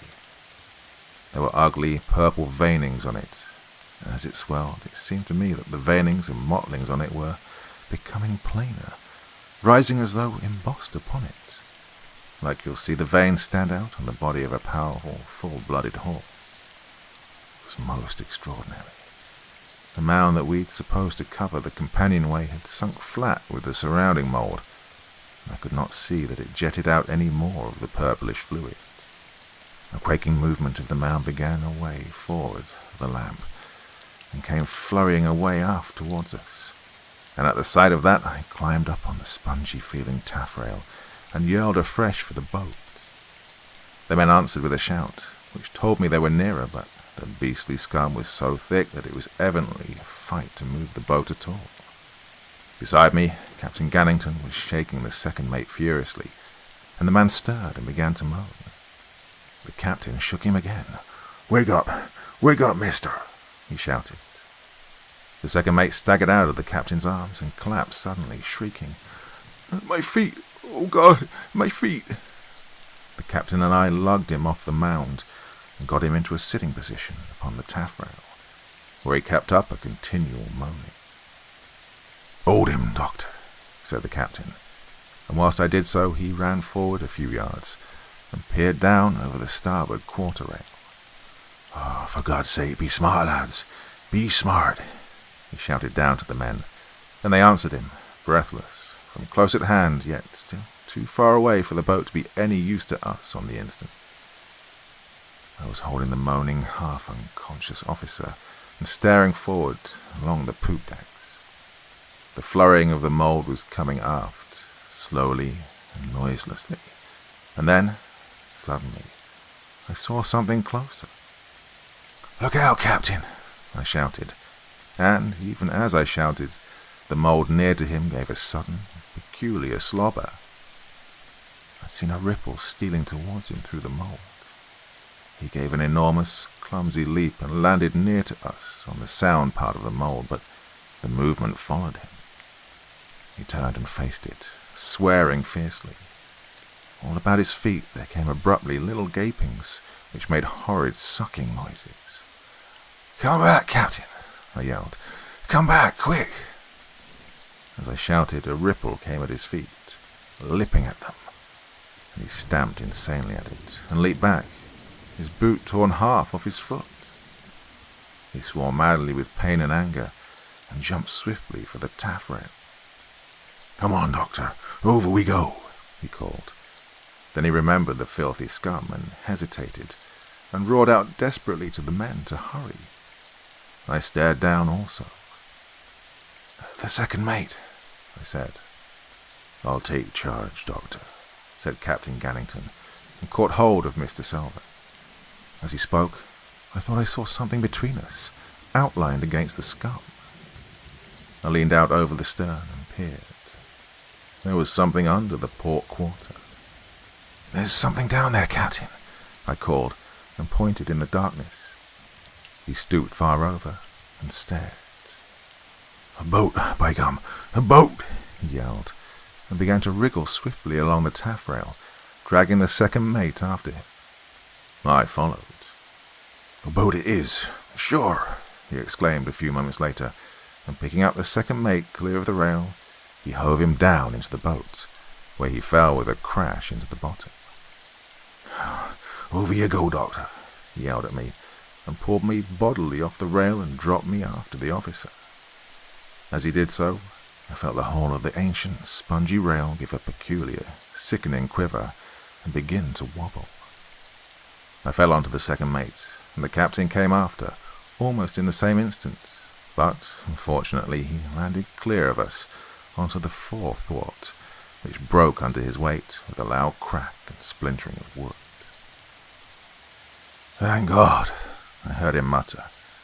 Thank God. I guess that was a mighty near thing to go into Hades. He struck a match just as I got to my feet, and between us we got the second mate straightened out on one of the after fore and aft thwarts. We shouted to the men in the boat, telling them where we were, and saw the light of their lantern shining round the starboard counter of the derelict.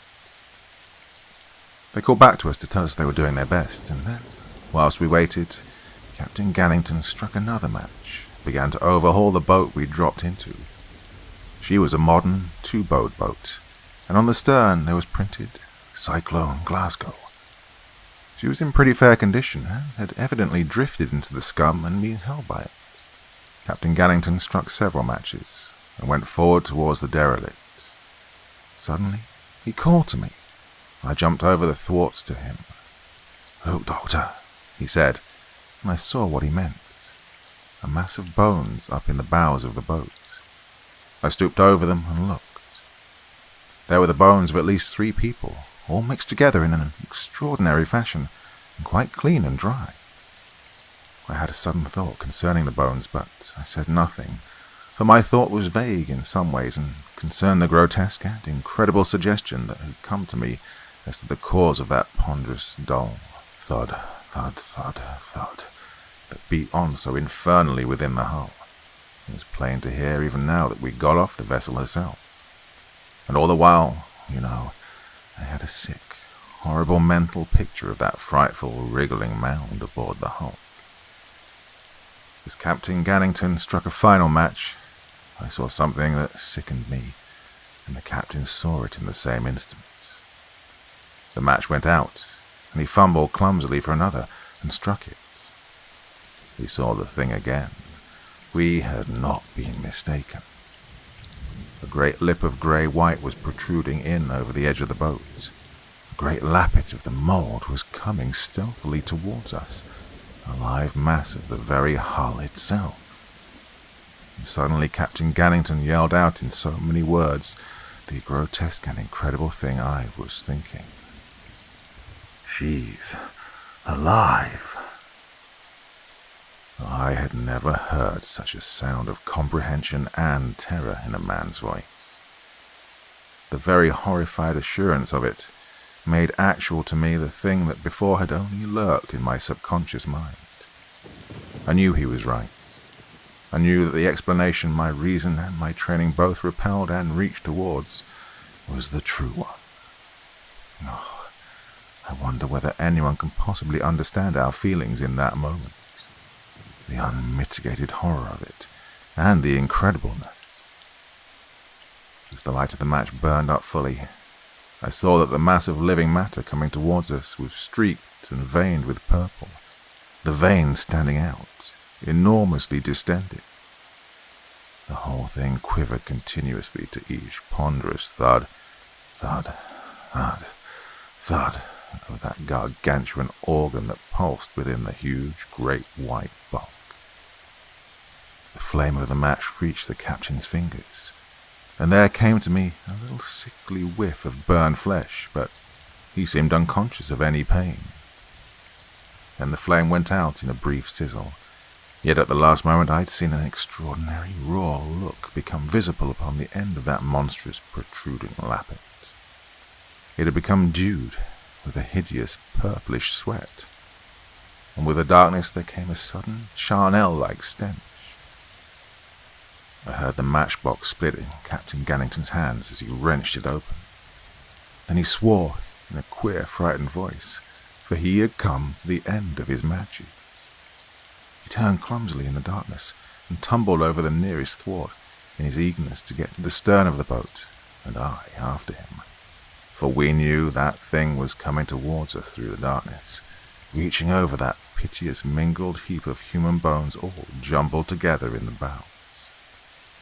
We shouted madly to the men, and for answer saw the bows of the boat merge dimly into view round the starboard counter of the derelict. "Oh, thank God!" I gasped out, but Captain Gannington roared to them to show a light. Yet this they could not do, for the lamp had just been stepped on in their desperate efforts to force the boat round to us. "Quick, quick!" I shouted. "For God's sake, be smart, men!" roared the captain. And both of us faced the darkness under the port counter, out of which we knew, but could not see, the thing was coming for us. "An oar! Smart! Now, pass me an oar!" shouted the captain, and reached out his hands through the gloom towards the oncoming boat. I saw a figure stand up in the bows and hold something out to us across the intervening yards of scum. Captain Gannington swept his hands through the darkness and encountered it. "I've got it. Let go there," he said in a quick, tense voice. In the same instant the boat we were in was pressed over suddenly to starboard by some tremendous weight. Then I heard the captain shout, "Duck your head, Doctor." And directly afterwards he swung the heavy 14-foot oar round his head and struck into the darkness. There came a sudden squelch, and he struck again with a savage grunt of fierce energy. At the second blow the boat righted with a slow movement, and directly afterwards the other boat bumped gently into ours. Captain Gannington dropped the oar, and, springing across to the second mate, hove him up off the thwart and pitched him with knee and arms clear in over the bows among the men. They shouted to me to follow, which I did, and he came after me, bringing the oar with him. We carried the second mate aft, and the captain shouted to the men to back the boat a little. Then he got her bows clear of the boat we'd just left, and so headed out through the scum for the open sea. "Where's Tom Harrison?"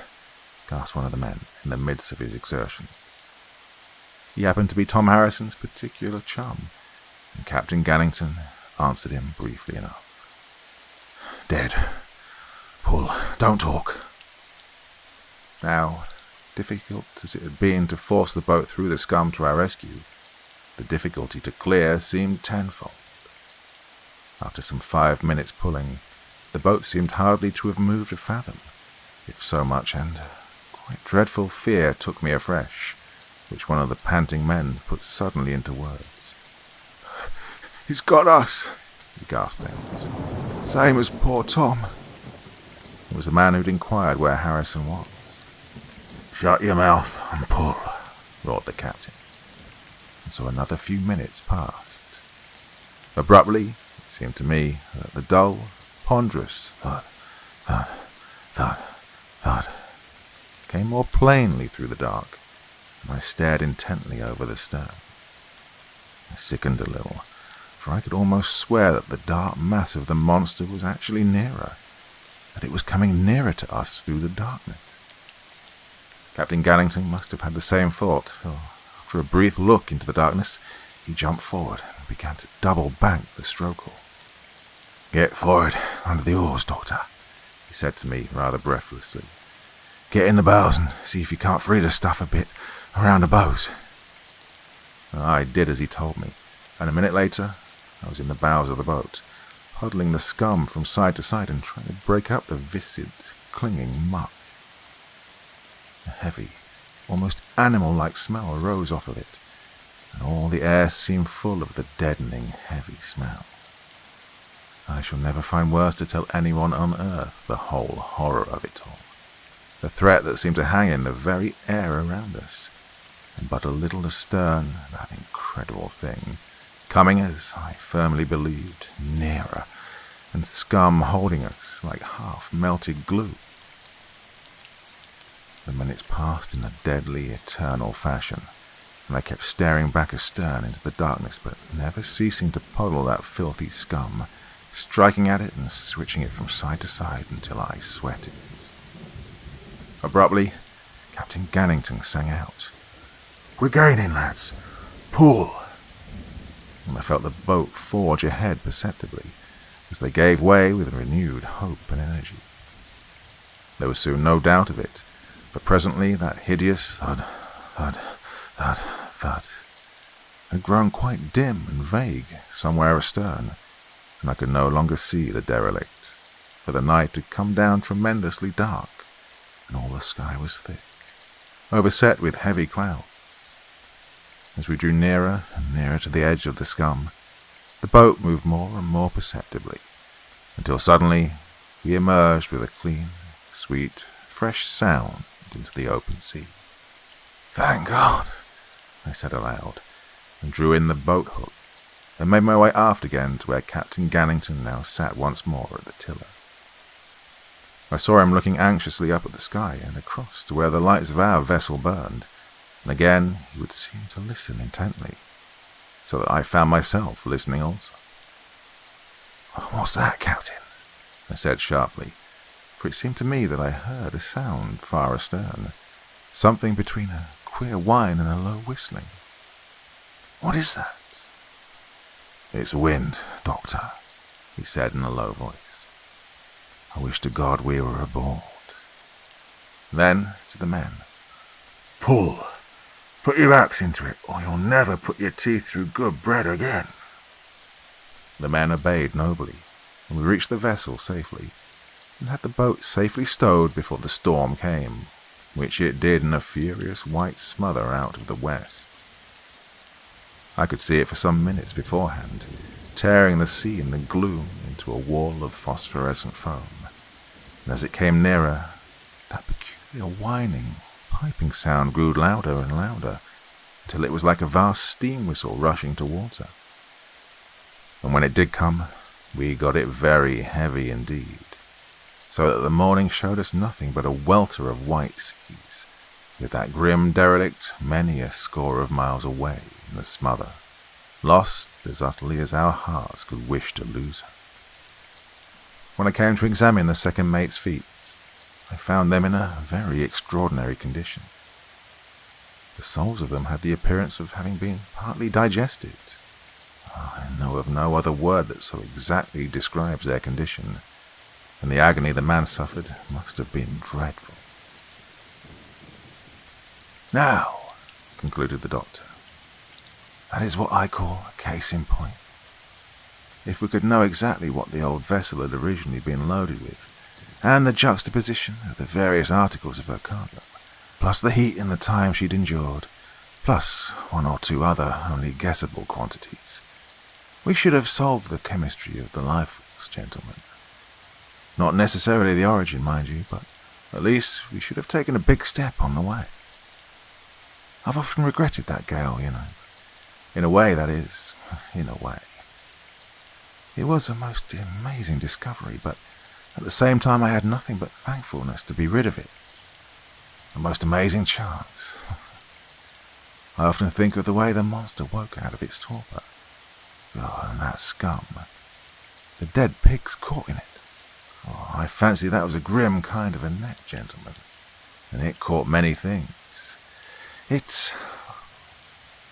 The old doctor sighed and nodded. "If I could have had a bill of lading," he said, his eyes full of regret. "It might have told me something to help. But, anyway." He began to fill his pipe again. "I suppose," he ended, looking round at us gravely, "I suppose we humans are an ungrateful lot of beggars at the best, but, oh, what a chance. What a chance, eh?"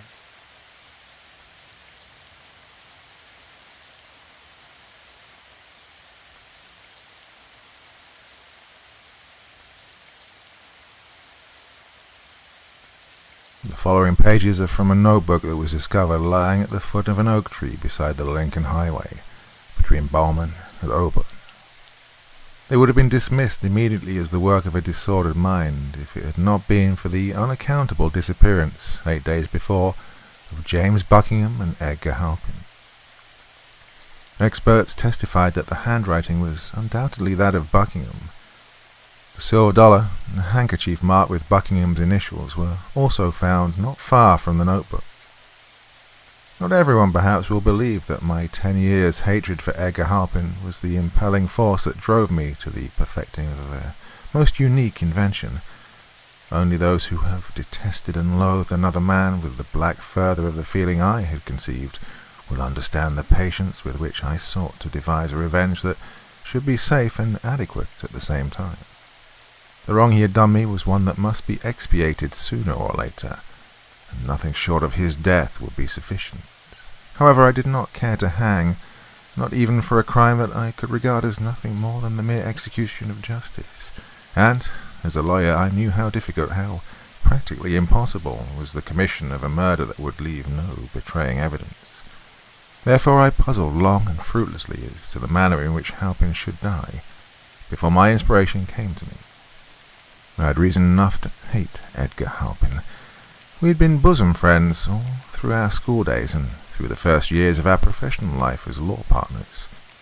But when Halpin married the one woman I had ever loved with complete devotion, all friendship ceased on my side and was replaced by an ice-like barrier of inexorable enmity. Even the death of Alice 5 years after the marriage made no difference, for I could not forgive the happiness of which I had been deprived, the happiness that they'd shared during those years, like the thieves they were. I felt that she would have cared for me if it had not been for Halpin. Indeed, she and I had been almost engaged before the beginning of his rivalry. It must not be supposed, however, that I was indiscreet enough to betray my feelings at any time. Halpin was my daily associate in the Auburn law firm to which we belonged, and I continued to be a most welcome and frequent guest at his home. I doubt if he ever knew that I cared greatly for Alice. I am secretive and undemonstrative by temperament, and also I am proud. No one, except Alice herself, ever surmised my suffering, and even she knew nothing of my resentment. Halpin himself trusted me, and, nurturing as I did the idea of retaliation at some future time, I took care that he should continue to trust me. I made myself necessary to him in all ways.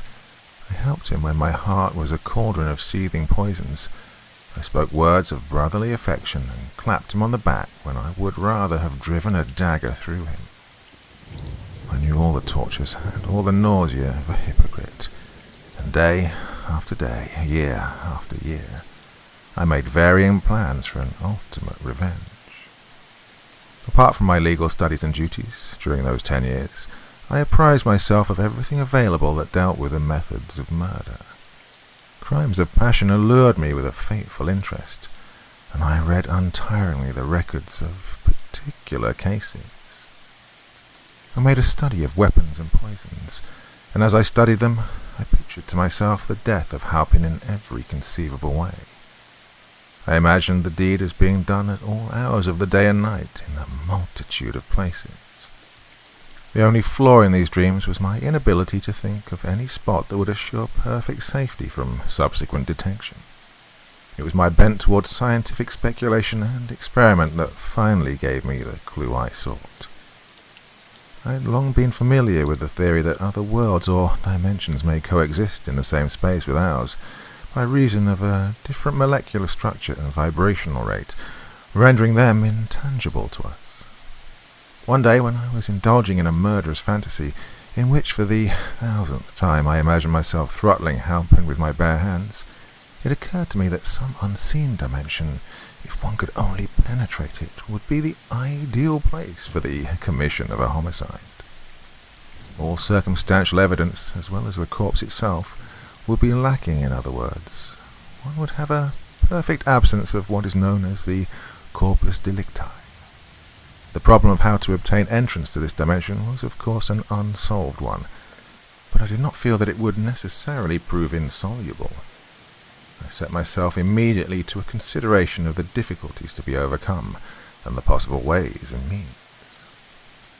There are reasons why I do not care to set forth in this narrative the details of the various experiments to which I was drawn during the next 3 years.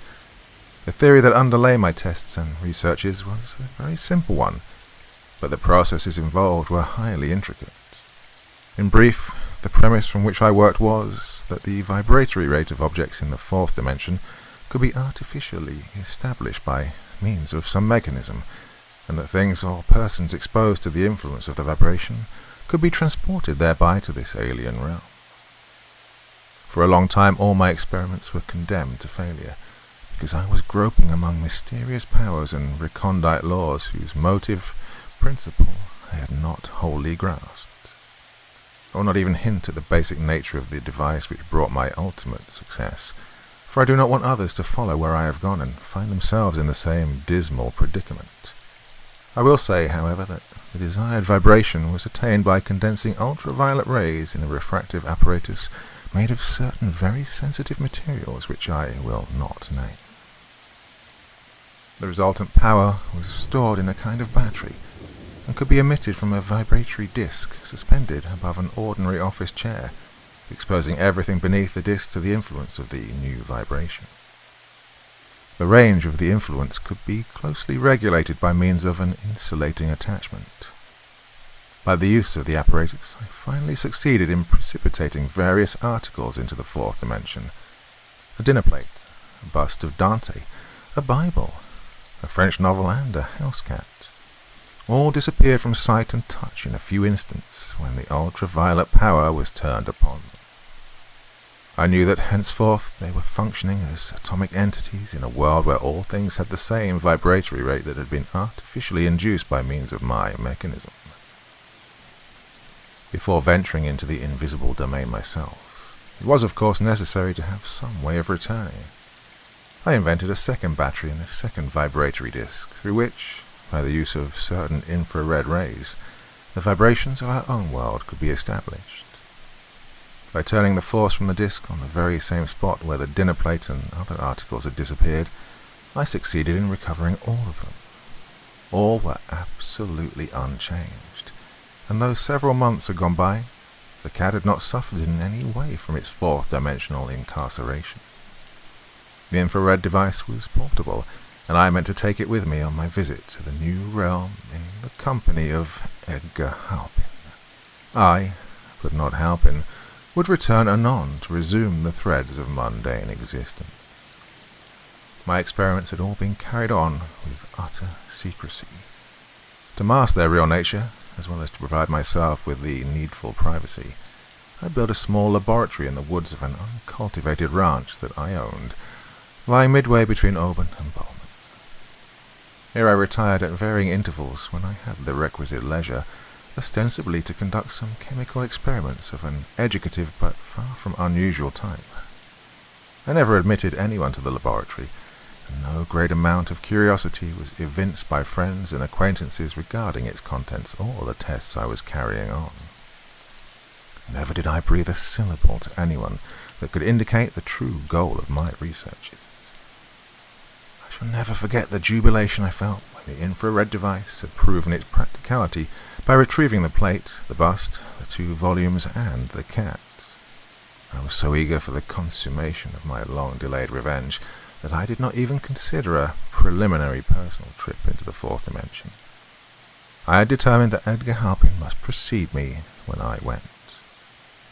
I did not feel, however, that it would be wise to tell him anything concerning the real nature of my device, or the proposed excursion. Halpin at this time was suffering from recurrent attacks of terrific neuralgia. One day, when he complained more than usual, I told him, under the seal of confidence, that I'd been working on a vibratory invention for the relief of such maladies, and had finally perfected it. "I'll take you out to the laboratory tonight. You can try it," I said. "It'll fix you up in a jiffy. All you'll have to do will be to sit on a chair and let me turn on the current. But don't say anything to anybody." "Thanks, old man," he rejoined. "I'll certainly be grateful if you can do anything to stop this damnable pain. It feels like electric drills boring through my head all the time."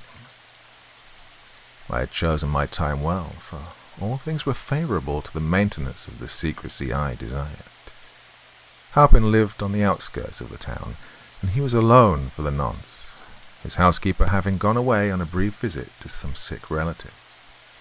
The night was murky and foggy, and I drove to Halpin's house and stopped for him shortly after the dinner hour, when few people were abroad. I do not think anyone saw us when we left the town.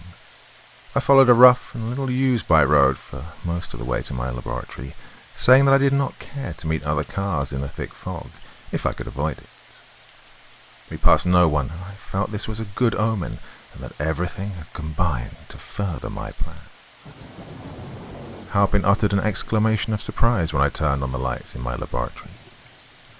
"I didn't dream you had so much stuff here," he remarked, peering about with respectful curiosity as the long array of unsuccessful appliances which I had thrown aside in the course of my labors. I pointed to the chair above which the ultraviolet vibrator was suspended. "Take a seat, Ed," I enjoined him. "We'll soon cure everything that ails you." "Sure you ain't gonna electrocute me?" he joked, as he obeyed my direction. A thrill of fierce triumph ran through me like the stimulation of some rare elixir, when he had seated himself. Everything was in my power now, and the moment of recompense for my 10 years' humiliation and suffering was at hand. Halpin was so unsuspecting. The thought of any danger to himself, of any treachery on my part, would have been fantastically incredible to him. Putting my hand beneath my coat, I caressed the hilt of the hunting knife that I carried. "All set?" I asked him. "Sure, Mike. Go ahead and shoot." I'd found the exact range that would involve all of Halpin's body without affecting the chair itself. Fixing my gaze upon him, I pressed the little knob that turned on the current of vibratory rays. The result was practically instantaneous. for he seemed to melt like a puff of thinning smoke. I could still see his outlines for a moment, and the look of a phantasmal astonishment on his face. And then he was gone. Utterly gone. Perhaps it will be a source of wonderment that, having annihilated Halpin as far as all earthly existence was concerned, I was not content merely to leave him in the unseen, intangible plane to which he had been transposed. Would that I had been content to do so. But the wrong I'd suffered was hot and cankerous within me, and I could not bear to think that he still lived in any form or upon any plane. Nothing but absolute death would suffice to assuage my resentment, and the death must be inflicted by my own hand. It now remained to follow Halpin into that realm which no man had ever visited before, and of whose geographical conditions and characteristics I had formed no idea whatsoever. I felt sure, however, that I could enter it and return safely, after disposing of my victim. The return of the cat left no apparent room for doubt on that score. I turned out the lights, and seating myself in the chair with a portable infrared vibrator in my arms, I switched on the ultraviolet power. The sensation I felt was that of one who falls with nightmare velocity into a great gulf. My ears were deaf with the intolerable thunder of my descent.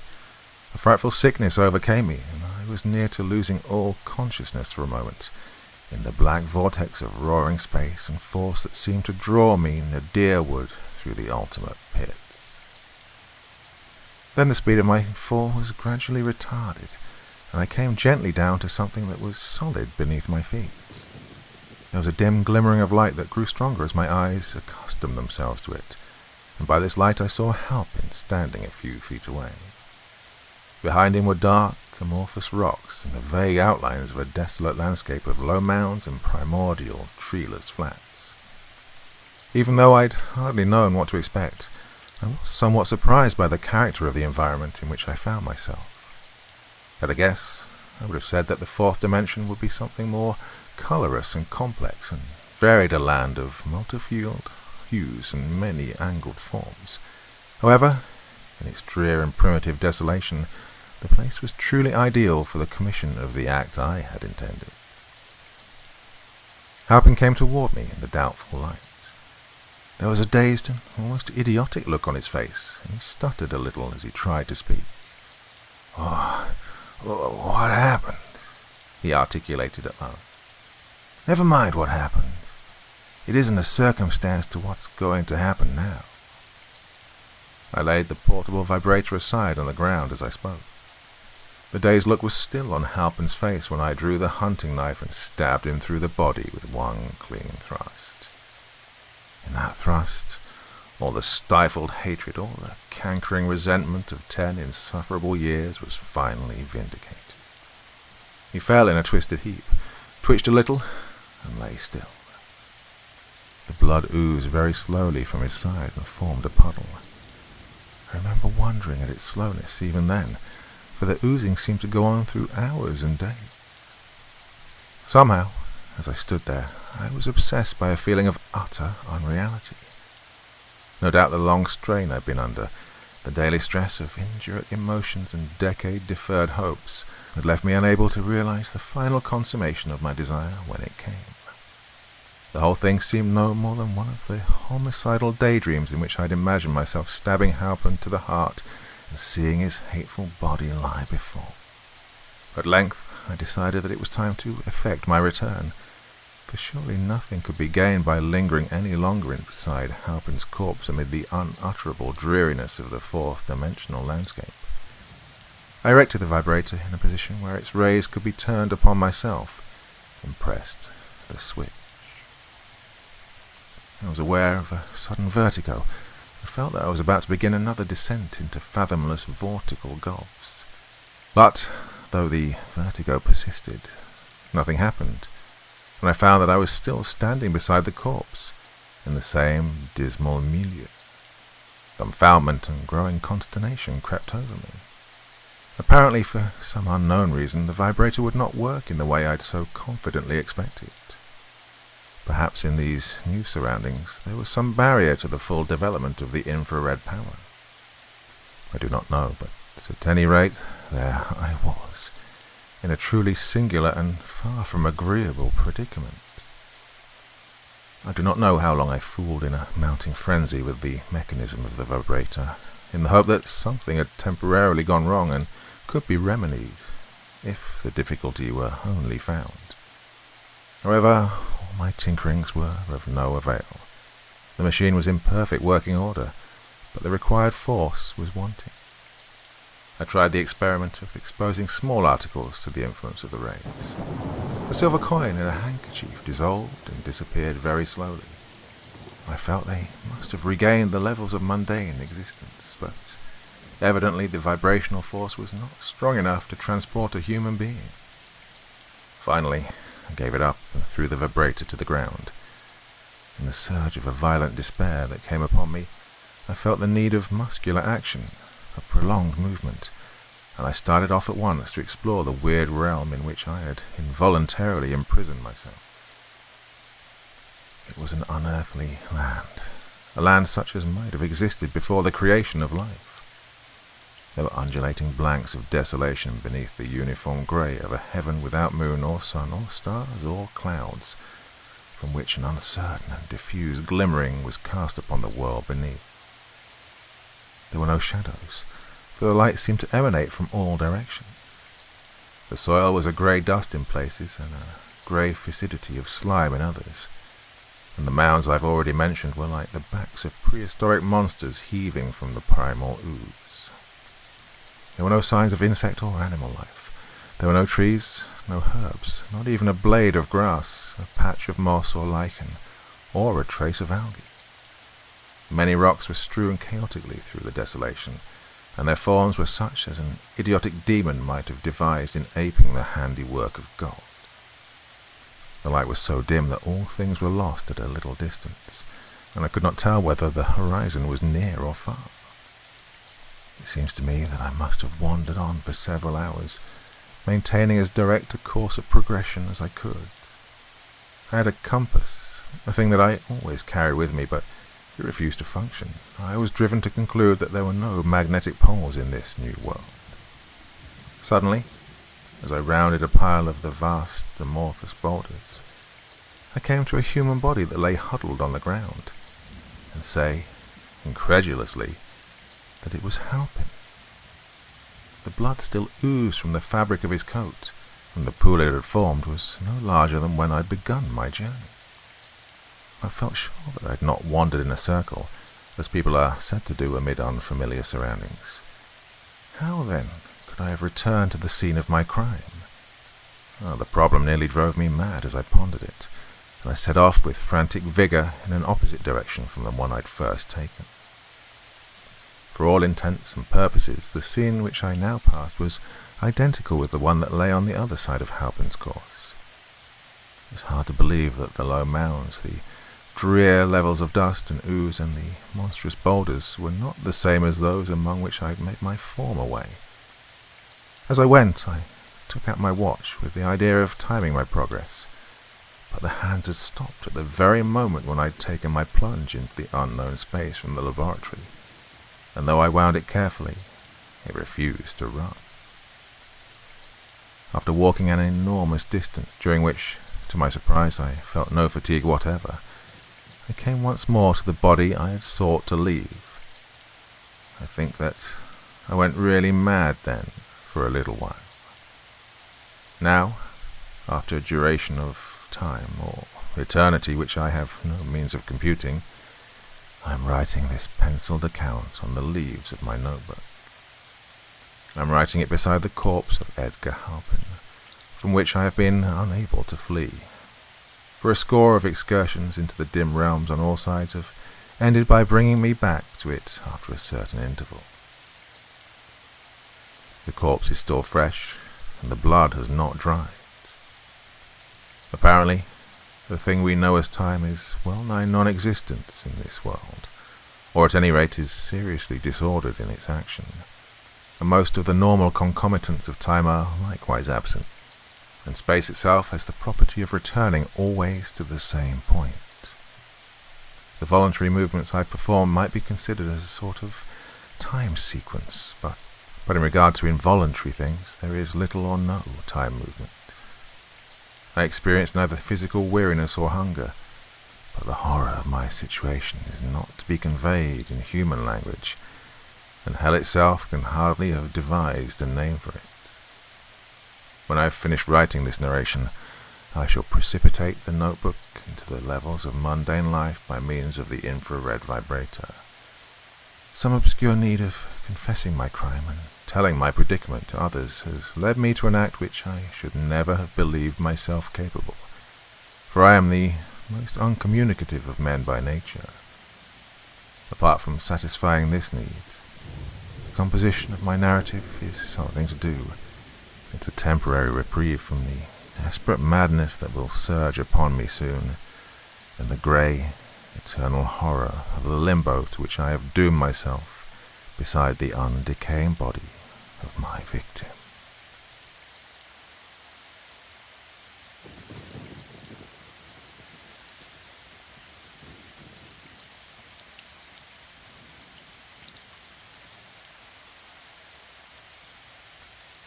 Old Garfield's Heart.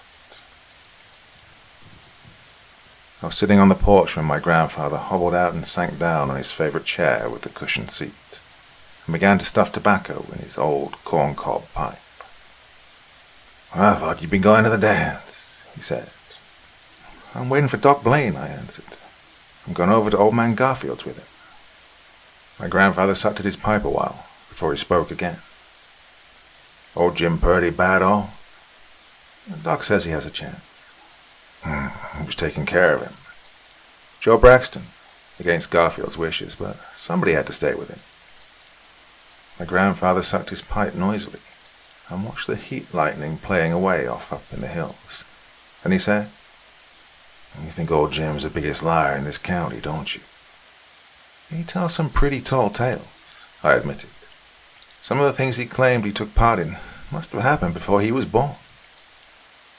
"I came from Tennessee to Texas in 1870, my grandfather said abruptly. "I saw this town of Lost Knob, grew up with nothing. There wasn't even a Long Hut store here when I came, but old Jim Garfield was here, living in the same place he lives now. Only then it was a log cabin. He don't look a day older now than he did the first time I saw him." "You've never mentioned that before," I said in some surprise. "I knew you put it down to an old man's maunderings," he answered. "Old Jim was the first white man to settle in this country. He built his cabin a good 50 miles west of the frontier. God knows how he done it, for these hills swarmed with Comanches back then. I remember the first time I ever saw him. Even then, everyone called him Old Jim. Remember him telling me the same tales he told you, how he was at the Battle of San Jacinto when he was a youngster, and how he'd rode with you and Cameron and Jack Hayes. Only I believe him and you don't." "That was so long ago," I protested. "The last Indian raid through this country was in 1874, said my grandfather, engrossed in his own reminiscences. "I was in on that fight. So was old Jim. I saw him knock old Yellowtail off his Mustang at 700 yards with a buffalo rifle.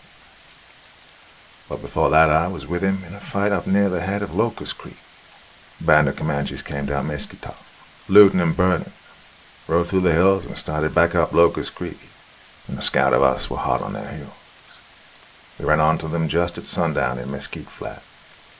Killed 7 of them, and the rest skinned out through the brush on foot. The 3 of our boys were killed, and Jim Garfield got a thrust in the breast with a lance. Oh, it was an awful wound. He lay like a dead man, and it seemed sure nobody could live after a wound like that. But an old Indian came out of the bush. When we aimed our guns at him, he made the peace sign and spoke to us in Spanish.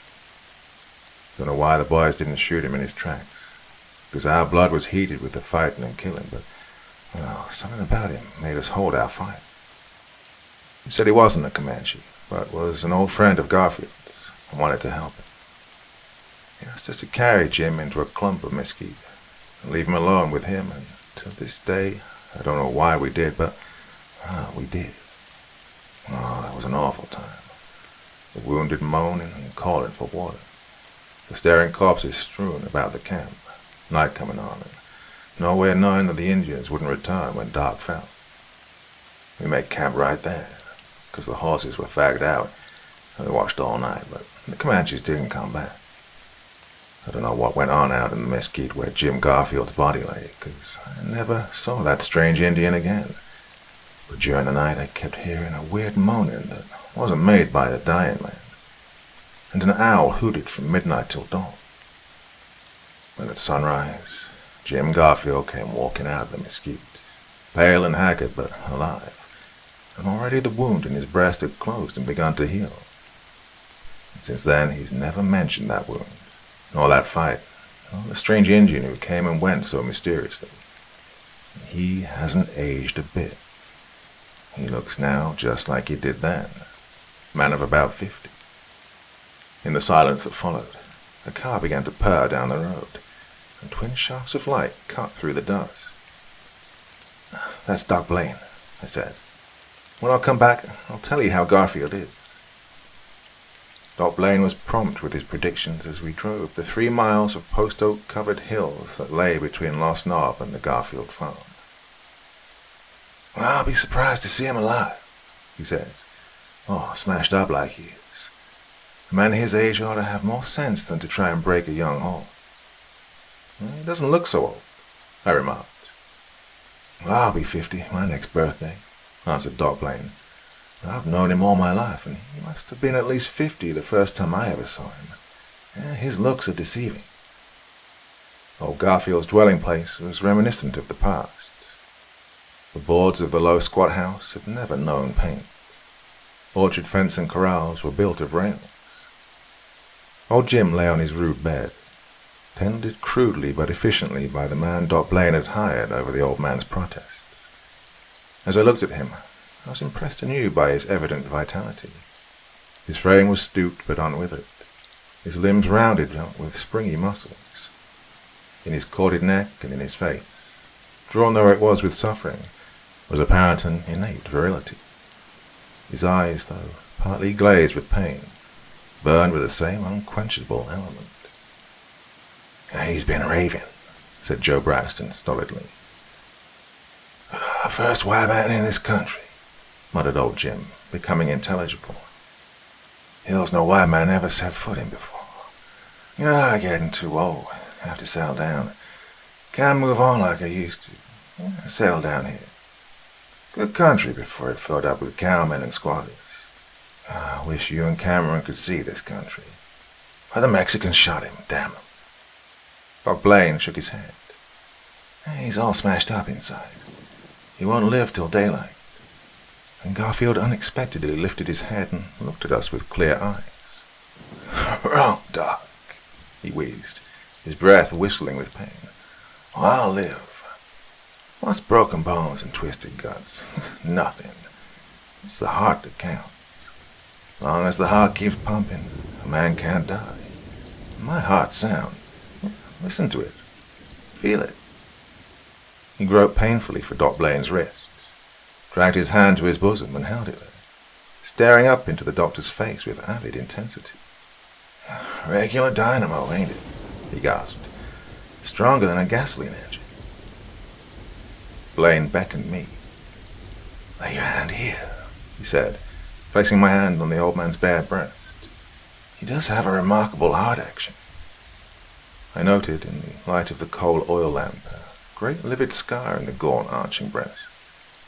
Such a scar as might be made by a flint-headed spear. I laid my hand directly on this scar, and an exclamation escaped my lips. Under my old hand, Jim Garfield's heart pulsed, but its throb was like no other heart action I've ever observed. Its power was astounding. His ribs vibrated to its very throb. It felt more like the vibrating of a dynamo than the action of a human organ. I could feel its amazing vitality radiating from his breast, stealing up into my hand and up my arm, until my own heart seemed to speed up in response. Oh, I can't die, old Jim gasped. Not as long as my heart's in my breast. Only a bullet through the brain can kill me. Even then I wouldn't be rightly dead, as long as my heart keeps beating in my breast. Yet it ain't rightly mine either. It belongs to Ghostman, the Lipan chief. It was the heart of a god the Lipans worshipped before the Comanches drove them out of their native hills. I knew Ghostman down on the Rio Grande. When I was with you and Cameron, I saved his life from the Mexicans once. He tied the string of ghost wampum between him and me, the wampum no man but me and him can see or feel. He came when he knowed I needed him, and I fired up on the headwaters of Locust Creek when I got this scar. Well, I was as dead as a man can be. My heart was sliced in two, like the heart of a butchered beast steer. All night Ghostman did magic, calling my ghost back from Spiritland. I remember that fight a little. It was dark and grey-like, and I drifted through grey mists and heard the dead wailing past me in the mist. But Ghostman brought me back. He took out what was left of my mortal heart and put the heart of the god in my bosom. But it's his, and when I'm through with it, he'll come for it. Kept me alive and strong for the lifetime of a man. Age can't touch me. What do I care if these fools around here call me an old liar? What I know, I know. But hark he. And his fingers became claws, clamping fiercely on Doc Blaine's wrist. His old eyes, old yet strangely young, burned fierce as those of an eagle under his bushy brows. If by some mischance I should die, now or later, promise me this. Go into my bosom and take out the heart Ghostman led me so long ago. It's his, and as long as it beats in my body, my spirit will be tied to that body. Let my head be crushed like an egg underfoot, a living thing in a rotten body. Promise? All right, I promise, replied Doc Blaine to humor him, and old Jim Garfield sank back with a whistling sigh of relief. Well, he did not die that night, nor the next, nor the next. I well remember the next day because that was the day I had the fight with Jack Kirby. Now, people will take a good deal from a bully rather than to spill blood. Because nobody had gone to the trouble of killing him, Kirby thought the whole countryside was afraid of him. He'd bought a steer from my father, and when my father went to collect for it, Kirby told him that he paid the money to me, which was a lie. I went looking for Kirby and came upon him in a bootleg joint, boasting of his toughness and telling the crowd that he was going to beat me up and make me say that he paid me the money, and that I had to stick it into my own pocket. When I heard him say that, I saw red, and ran in on him with a stockman's knife and cut him across the face and in the neck, side, breast, and belly. The only thing that saved his life was the fact that the crowd pulled me off. Well, there was a preliminary hearing, and I was indicted on a charge of assault. My trial was set for the following term of court.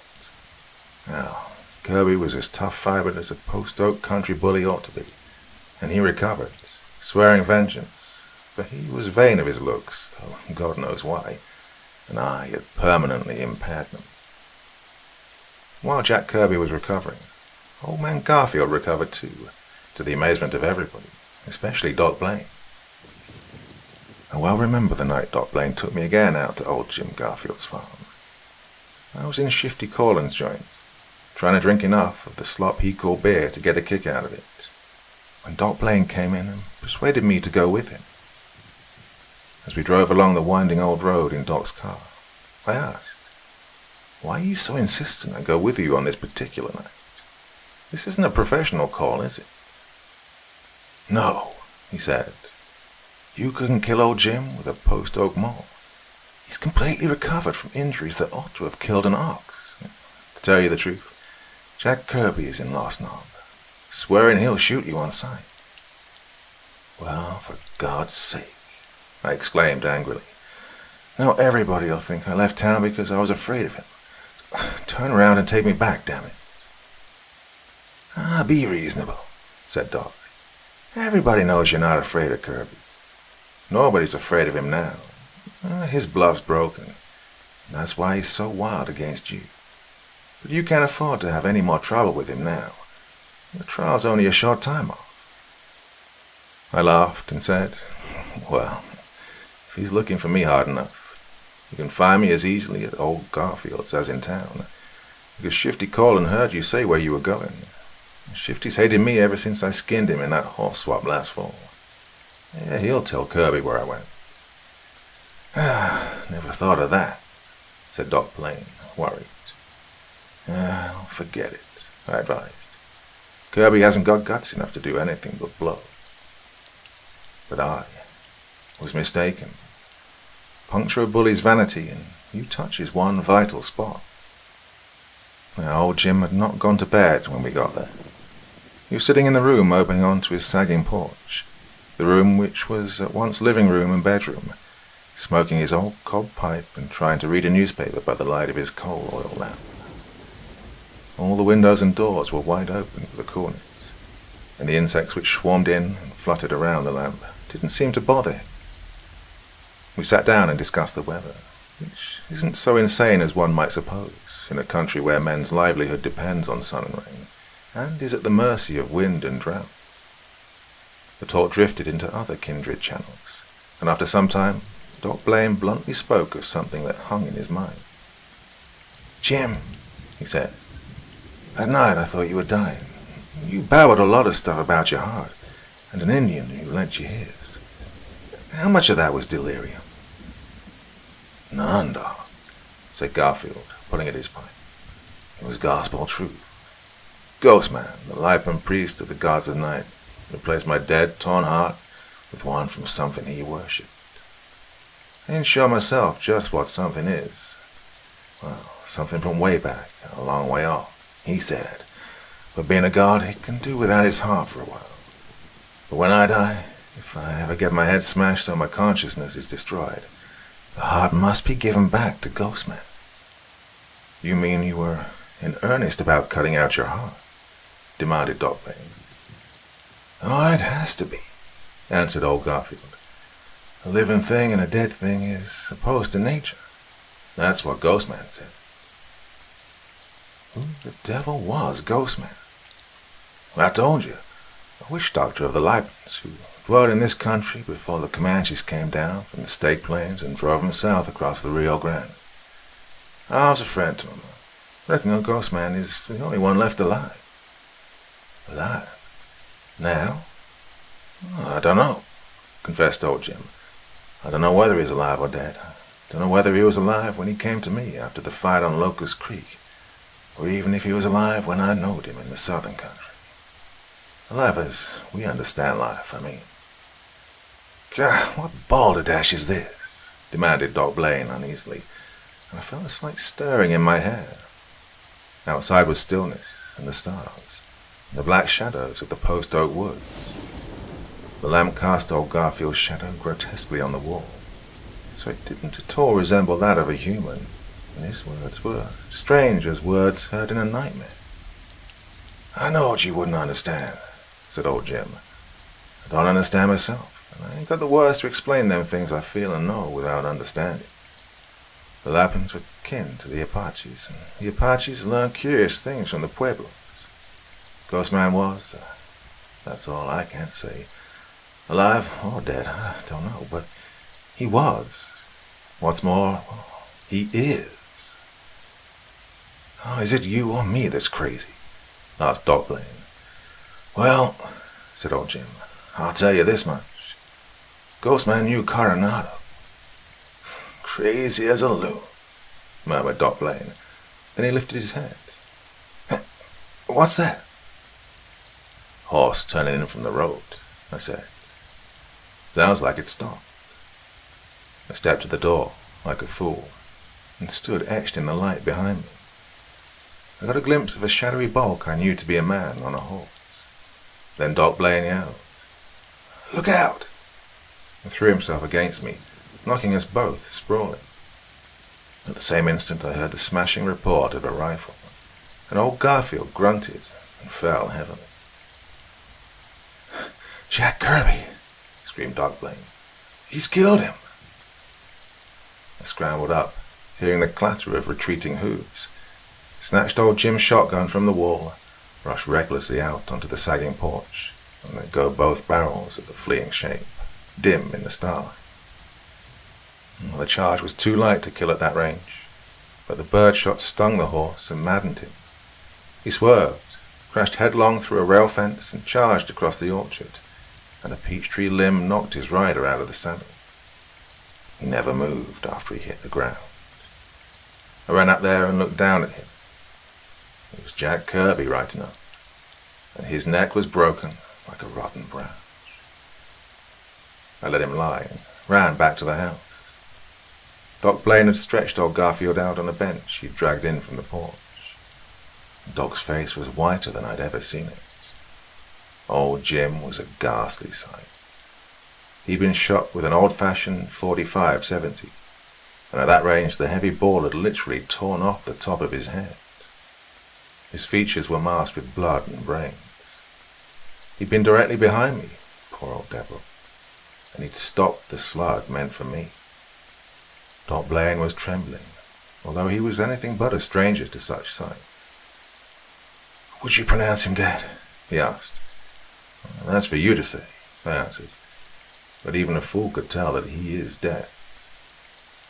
"He is dead," said Doc Blaine in a strained, unnatural voice. "Rigor mortis is already setting in, but feel his heart." I did, and I cried out. The flesh was already cold and clammy, but beneath it, that mysterious heart still hammered away steadily, like a dynamo in a deserted house. No blood coursed through those veins, and yet the heart pounded, pounded and pounded, like the pulse of eternity. "A living thing in a dead thing," whispered Doc Blaine, cold sweat on his face. "This is opposed to nature. I'm going to keep the promise I made him. I'll assume full responsibility. This is too monstrous to ignore." Our implements were a butcher knife and a hacksaw. Outside, only the still stars looked down on the black post oak shadows and the dead man that lay in the orchard. Inside, the old lamp flickered, making strange shadows move and shiver and cringe in the corners, and glistened on the blood on the floor, and the red dabbled figure on the bench. The only sound inside was the crunch of the saw edge on bone. Outside, an owl began to hoot weirdly. Doc Blaine thrust a red-stained hand into the aperture he'd made and drew out a red, pulsing object that caught the lamplight. With a choked cry, he recoiled, and the thing slipped from his fingers and fell on the table. And I, too, cried out involuntarily. For it did not fall with a soft, meaty thud, as a piece of flesh should fall. It thumped hard on the table. Impelled by an irresistible urge, I bent and gingerly picked up old Garfield's heart. The feel of it was brittle, unyielding, like steel or stone, but smoother than either. In size and shape, it was a duplicate of a human heart, but it was slick and smooth, and its crimson surface reflected the lamplight like a jewel more lambent than any ruby, and in my hand it still throbbed mightily, sending vibratory radiations of energy up my arm until my own heart seemed swelling and bursting in response. It was cosmic power, beyond my comprehension, concentrated into the likeness of a human heart. The thought came to me that here was a dynamo of life, the nearest approach to immortality that's possible for the destructible human body, the materialization of a cosmic secret more wonderful than the fabulous fountain sought for by Ponce de Leon. My soul was drawn into that unterrestrial gleam, and I suddenly wished passionately that it hammered and thundered in my own bosom in place of my paltry heart of tissue and muscle. Doc Blaine ejaculated incoherently. I wheeled. The noise of his coming had been no greater than the whispering of a night wind through the corn. There in the doorway he stood, tall, dark, inscrutable, an Indian warrior in the paint, war bonnet, breech clout and moccasins of an elder age. His dark eyes burned like fires gleaming deep under fathomless black lakes. Silently he extended his hand, and I dropped Jim Garfield's heart into it. And then, without a word, he turned and stalked into the night. But when Dot Blaine and I rushed out into the yard an instant later, there was no sign of any human being. He'd vanished like a phantom of the night, and only something that looked like an owl was flying, dwindling from sight into the rising moon.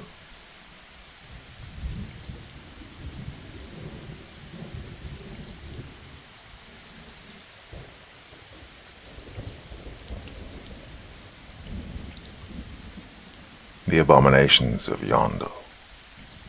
The sand of the desert of Yondo is not as the sand of other deserts, for Yondo lies nearest of all to the world's rim, and strange winds blowing from a pit no astronomer may hope to fathom have sown its ruinous fields with the grey dust of corroding planets, the black ashes of extinguished suns.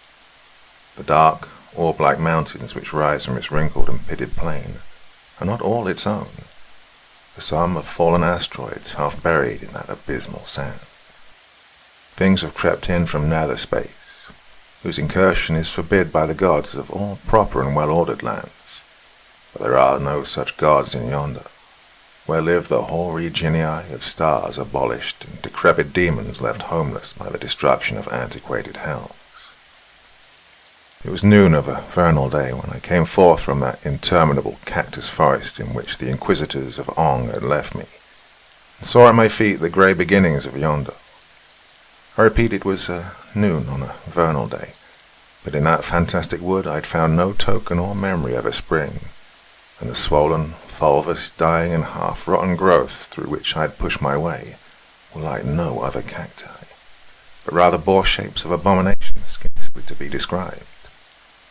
The very air was heavy with stagnant odours of decay, and leprous lichens mottled the black soil and russet vegetation with increasing frequency.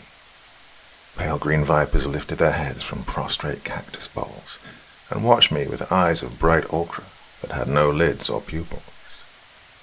These things had disquieted me for hours past, and I did not like the monstrous fungi with hueless stems and nodding heads of poisonous mauve, which grew from the sodden lips of fetid tarns, and the sinister ripples spreading and fading on the yellow water at my approach were not reassuring to one whose nerves were still taut from unmentionable tortures.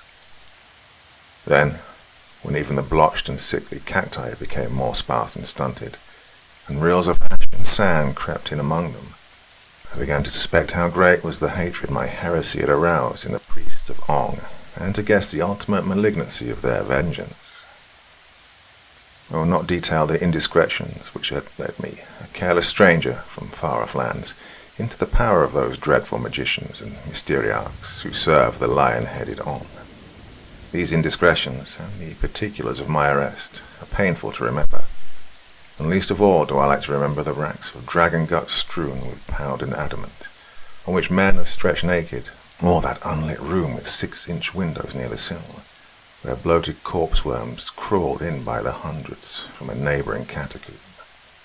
Sufficient to say that, after expending the resources of their frightful fantasy, my inquisitors had borne me blindfolded on camelback for incomputable hours, to leave me at morning twilight in that sinister forest.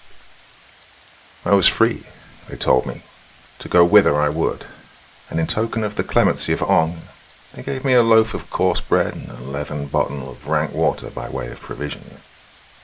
It was of noon that same day that I came to the desert of Yondo. So far I had not thought of turning back, for all the horror of those rotting cacti or the evil things that dwelt among them. But now I paused, knowing the abominable legend of the land to which I had come, for Yondo is a place where few have ventured wittingly and of their own accord. Fewer still have returned, babbling of unknown horrors and strange treasure, and the lifelong palsy which shakes their withered limbs, together with the mad gleam in their startling eyes, beneath whitened brows and lashes, is not an incentive for others to follow. So it was that I hesitated on the verge of those ashen sands, and felt the tremor of a new fear in my wrenched vitals.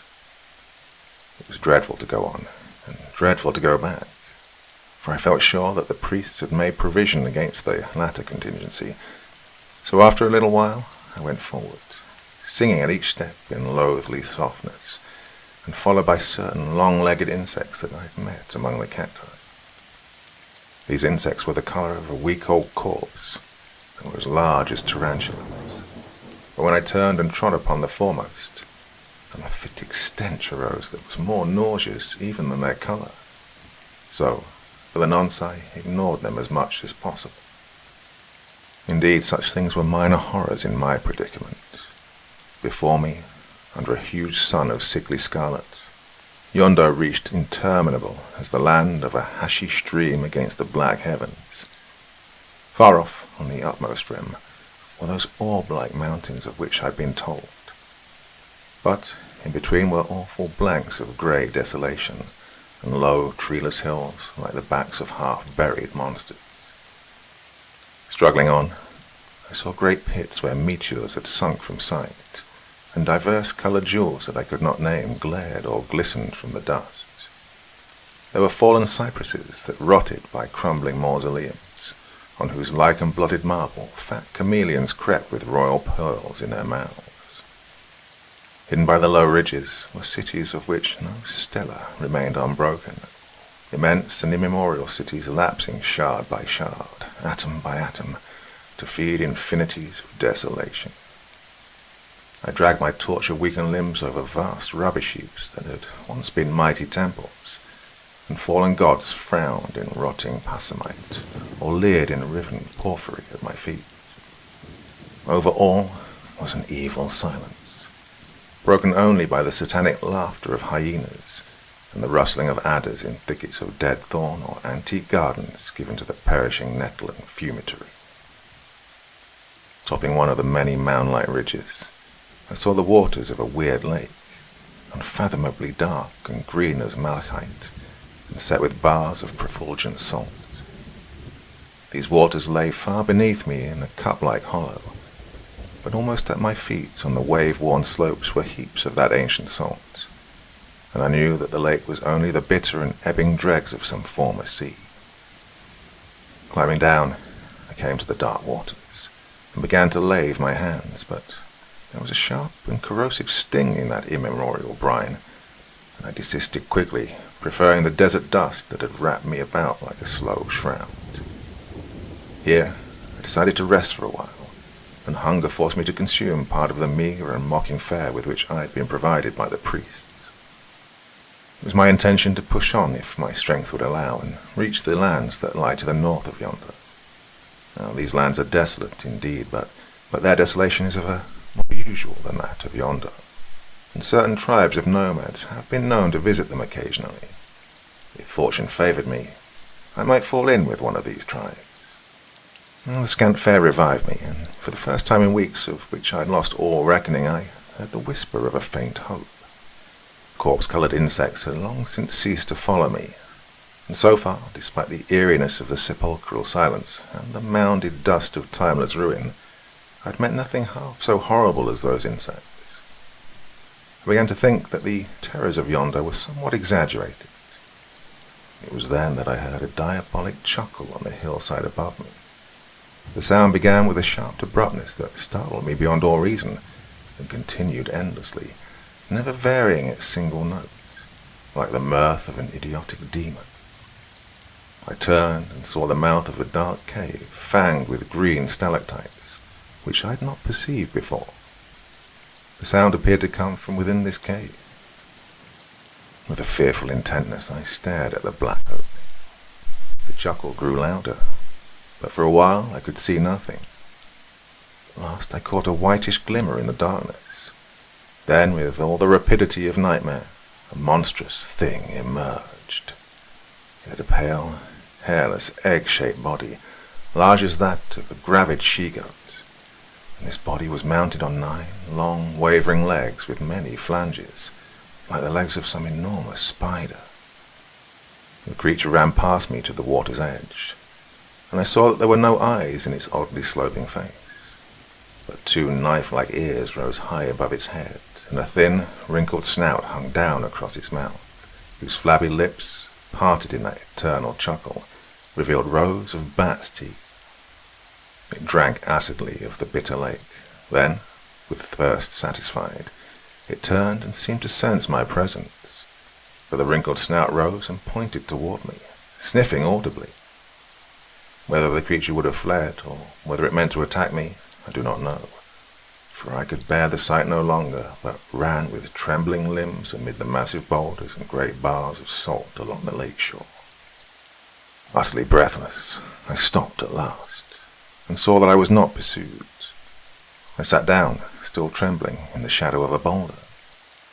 But I was to find little respite, for now began the second of those bizarre adventures which forced me to believe all the mad legends I had heard.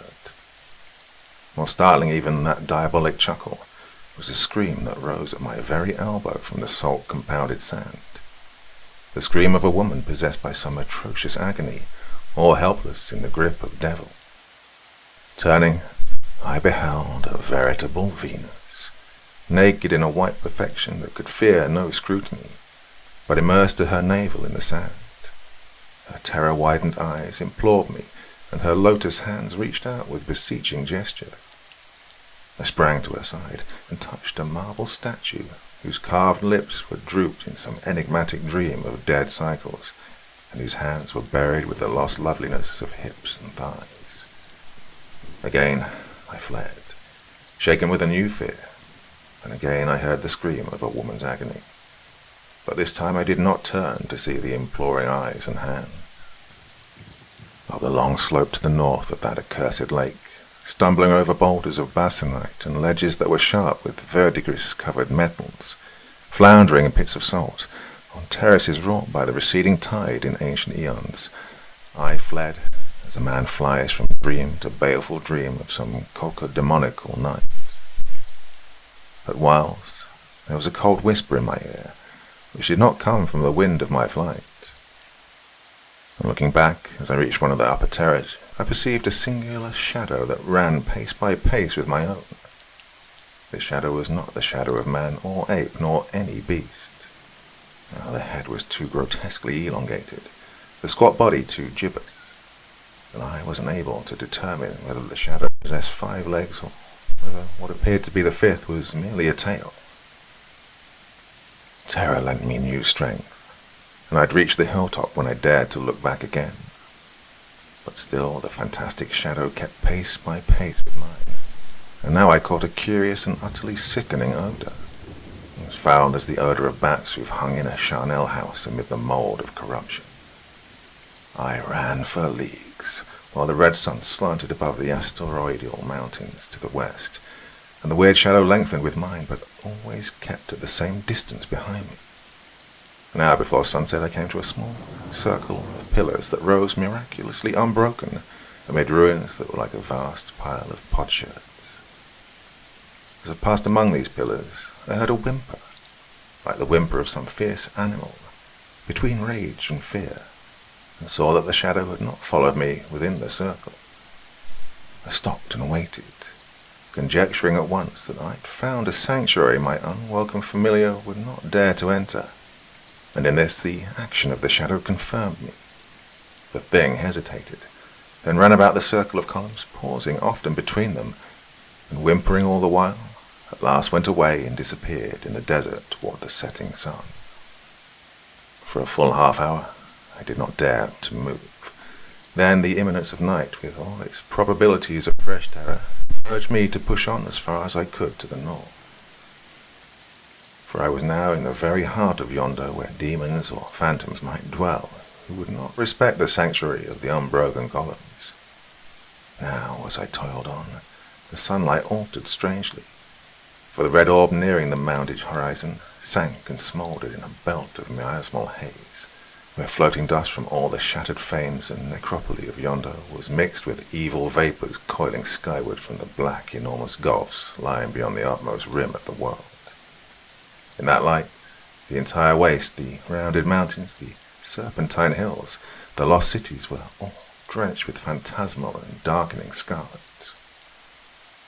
Then, out of the north, where shadows mustered, there came a curious figure, a tall man, fully caparisoned in chainmail, or rather, what I assumed to be a man.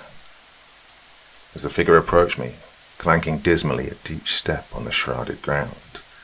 I saw that his armour was of brass mottled with verdigris, and a casque of the same metal furnished with coiling horns and a serrate cone rose high above its head. Now, I say its head, for the sunset was darkening, and I could not clearly see at any distance. But when the apparition came abreast, I perceived that there was no face beneath the brows of the bizarre helmet, whose empty edges were outlined for a moment against the smouldering light. Then the figure passed on, still clanking dismally, and vanished. But on its heels, the sunset faded. There came a second apparition, striding with incredible strides and halting when it loomed almost upon me in the red twilight. The monstrous mummy of some ancient king, still crowned with untarnished gold, but turning to my gaze a visage that more than time or the worm had wasted. Broken swathings flapped about the skeleton legs, and above the crown that was set with sapphires and orange rubies, a black something swayed and nodded horribly. But for an instant, I did not dream what it was. Then, in its middle, two oblique and scarlet eyes opened and glowed like hellish coals, and two ophidian fangs glittered in an ape-like mouth. A squat, furless, shapeless head on a neck of disproportionate extent leaned unspeakably down and whispered in the mummy's ear. Then, with one stride, the titanic lake took off the distance between us, and from out the folds of the tattered cerecloth a gaunt arm rose, and fleshless, taloned fingers laden with glowering gems reached out and fumbled for my throat. Back through eons of madness and dread, in a prone, precipitate flight, I ran from those fumbling fingers that hung always on the dust behind me. Back forever, unthinking, unhesitating, to all the abominations I had left. Back in the thickening twilight toward the nameless and sharded ruins, the haunted lake, the forest of evil cacti, and the cruel, the cynical inquisitors of Ong, who waited my return.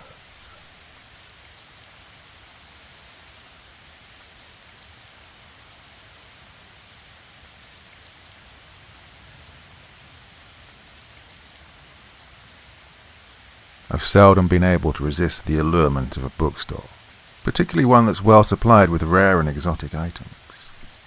Therefore I turned in at Tolman's to browse around for a few minutes.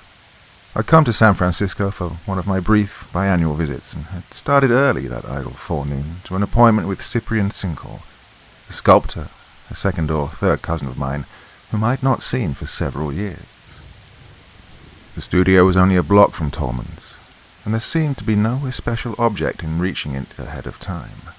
Cyprian had offered to show me his collection of recent sculptures, but remembering the smooth mediocrity of his former work, amid which there were a few banal efforts to achieve horror and grotesquerie, I did not anticipate anything more than an hour or two of dismal boredom. The little shop was empty of customers. Knowing my proclivities, the owner and his one assistant became tacitly non-attentive after a word of recognition, and left me to rummage at will among the curiously laden shelves. Wedged in between other but less alluring titles, I found a luxury edition of Goya's Proverbs. I began to turn the heavy pages and was soon engrossed in the diabolic art of these nightmare-nurtured drawings. It had always been incomprehensible to me that I did not shriek aloud with mindless, overmastering terror when I happened to look up from the volume and saw the thing that was crouching in a corner of the bookshelves before me. I could not have been more hideously startled if some hellish conception of Goya had suddenly come to life and emerged from one of the pictures in the folio. What I saw was a forward-slouching, vermin-grey figure, wholly devoid of hair or down or bristles, but marked with faint, etiolated rings like those of a serpent that has lived in darkness. It possessed the head and brow of an anthropoid ape, a semi-canine mouth and jaw, and arms ending in twisted hands whose black hyena talons nearly scraped the floor. The thing was infinitely bestial, and at the same time macabre, for its parchment skin had shriveled, corpse-like, mummified in a manner impossible to convey, and from eye sockets well-nigh deep as those of a skull, there glimmered evil slits of yellowish phosphorescence, like burning sulphur. Fangs that were stained as if with poison or gangrene issued from the slavering, half-open mouth, and the whole attitude of the creature was that of some maleficent monster in readiness to spring. Though I had been for years a professional writer of stories that often dealt with occult phenomena, with the weird and the spectral, I was not at this time possessed of any clear and settled belief regarding such phenomena. I had never before seen anything that I could identify as a phantom, nor even an hallucination, and I should hardly have said offhand that a bookstore on a busy street in full summer daylight was the likeliest places to see one. But the thing before me was assuredly nothing that could ever exist among the permissible forms of a sane world. It was too horrific, too atrocious to be anything but a creation of unreality. Even as I stared across the Goya, sick with half-incredulous fear, the apparition moved toward me. Well, I say that it moved, but its change of position was so instantaneous, so utterly without effort or visible transition, that the verb is hopelessly inadequate. The foul spectre had seemed 5 or 6 feet away, but now it was stooping directly above the volume that I held in my hands, with its loathsomely lambent eyes peering upward at my face, and a grey-green slime drooling from its mouth on the broad pages. At the same time I breathed an insupportable fetor, like a mingling of rancid serpent stench with the mouldiness of antique charnels and the fearsome reek of newly decaying carrion. In a frozen timelessness that was perhaps no more than a second or two, my heart appeared to suspend its beating, while I beheld the ghastly face. Gasping, I let the Goya drop with a resonant bang on the floor, and even as it fell, I saw that the vision had vanished. Tolman, a tonsured gnome with shell-rimmed goggles, rushed forward to retrieve the fallen volume, exclaiming, "What is wrong, Mr. Hestane? Are you ill?" From the meticulousness with which he examined the binding in search of possible damage, I knew that his chief solicitude was concerning the Goya. It was plain that neither he nor his clerk had seen the phantom, nor could I detect aught in their manner to indicate that they had noticed the mephitic odour that still lingered in the air, like an exhalation from broken graves. And, as far as I could tell, they did not even perceive the greyish slime that still polluted the open folio. I do not remember how I managed to make my exit from the shop. My mind had become a seething blur of muddled horror, of crawling, sick revulsion from the supernatural vileness I had beheld, together with the direst apprehension for my own sanity and safety. I recall only that I found myself on the street above Tolman's, walking with feverish rapidity toward my cousin's studio, with a neat parcel containing the Goya volume under my arm. Evidently, in my effort to atone for my clumsiness, I must have bought and paid for the book by a sort of automatic impulse, without any real awareness of what I was doing. I came to the building in which was my destination, but went on around the block several times before entering. All the while I fought desperately to regain my self-control and equipoise. I remember how difficult it was to moderate the pace at which I was walking, or refrain from breaking into a run, for it seemed to me that I was fleeing all the time from an invisible pursuer. I tried to argue with myself to convince the rational part of my mind that the apparition had been the product of some evanescent trick of light and shade, or a temporary dimming of eyesight. But such sophistries were useless, for I'd seen the gargoylish terror all too distinctly, in an unforgettable fullness of grisly detail. What could the thing mean? I'd never used narcotic drugs or abused alcohol. My nerves, as far as I knew, were in sound condition. But either I'd suffered a visual hallucination that might mark the beginning of some obscure cerebral disorder, or had been visited by a spectral phenomenon, by something from the realms and dimensions that are past the normal scope of human perception. It was a problem either for the alienist or the occultist. Though I was still damnably upset, I contrived to regain a nominal composure of my faculties. Also, it occurred to me that the unimaginative portrait busts and tamely symbolic figure groups of Cyprian Sincal might serve admirably to soothe my shaken nerves. Even his grotesques would seem sane and ordinary by comparison with the blasphemous gargoyle that had drooled before me in the bookshop. I entered the studio building and climbed a worn stairway to the second floor, where Cyprian had established himself in a somewhat capacious suite of rooms. As I went up the stairs, I had the peculiar feeling that somebody was climbing them just ahead of me, but I could neither see nor hear anyone, and the hall above was no less silent and empty than the stairs. Cyprian was in his atelier when I knocked.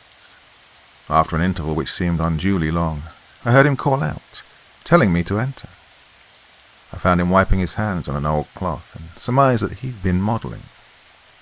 A sheet of light burlap had been thrown over what was plainly an ambitious but unfinished group of figures, which occupied the centre of the long room.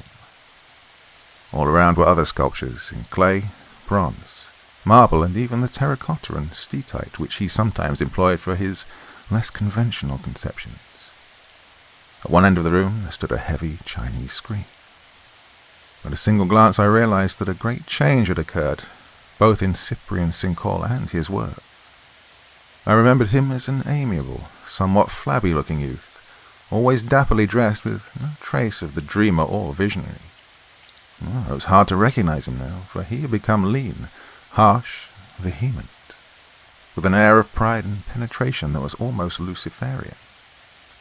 His unkempt mane of hair was already shot with white, and his eyes were electrically brilliant with a strange knowledge, and yet somehow they were vaguely furtive, as if there dwelt behind them a morbid and macabre fear. The change in his sculptures was no less striking.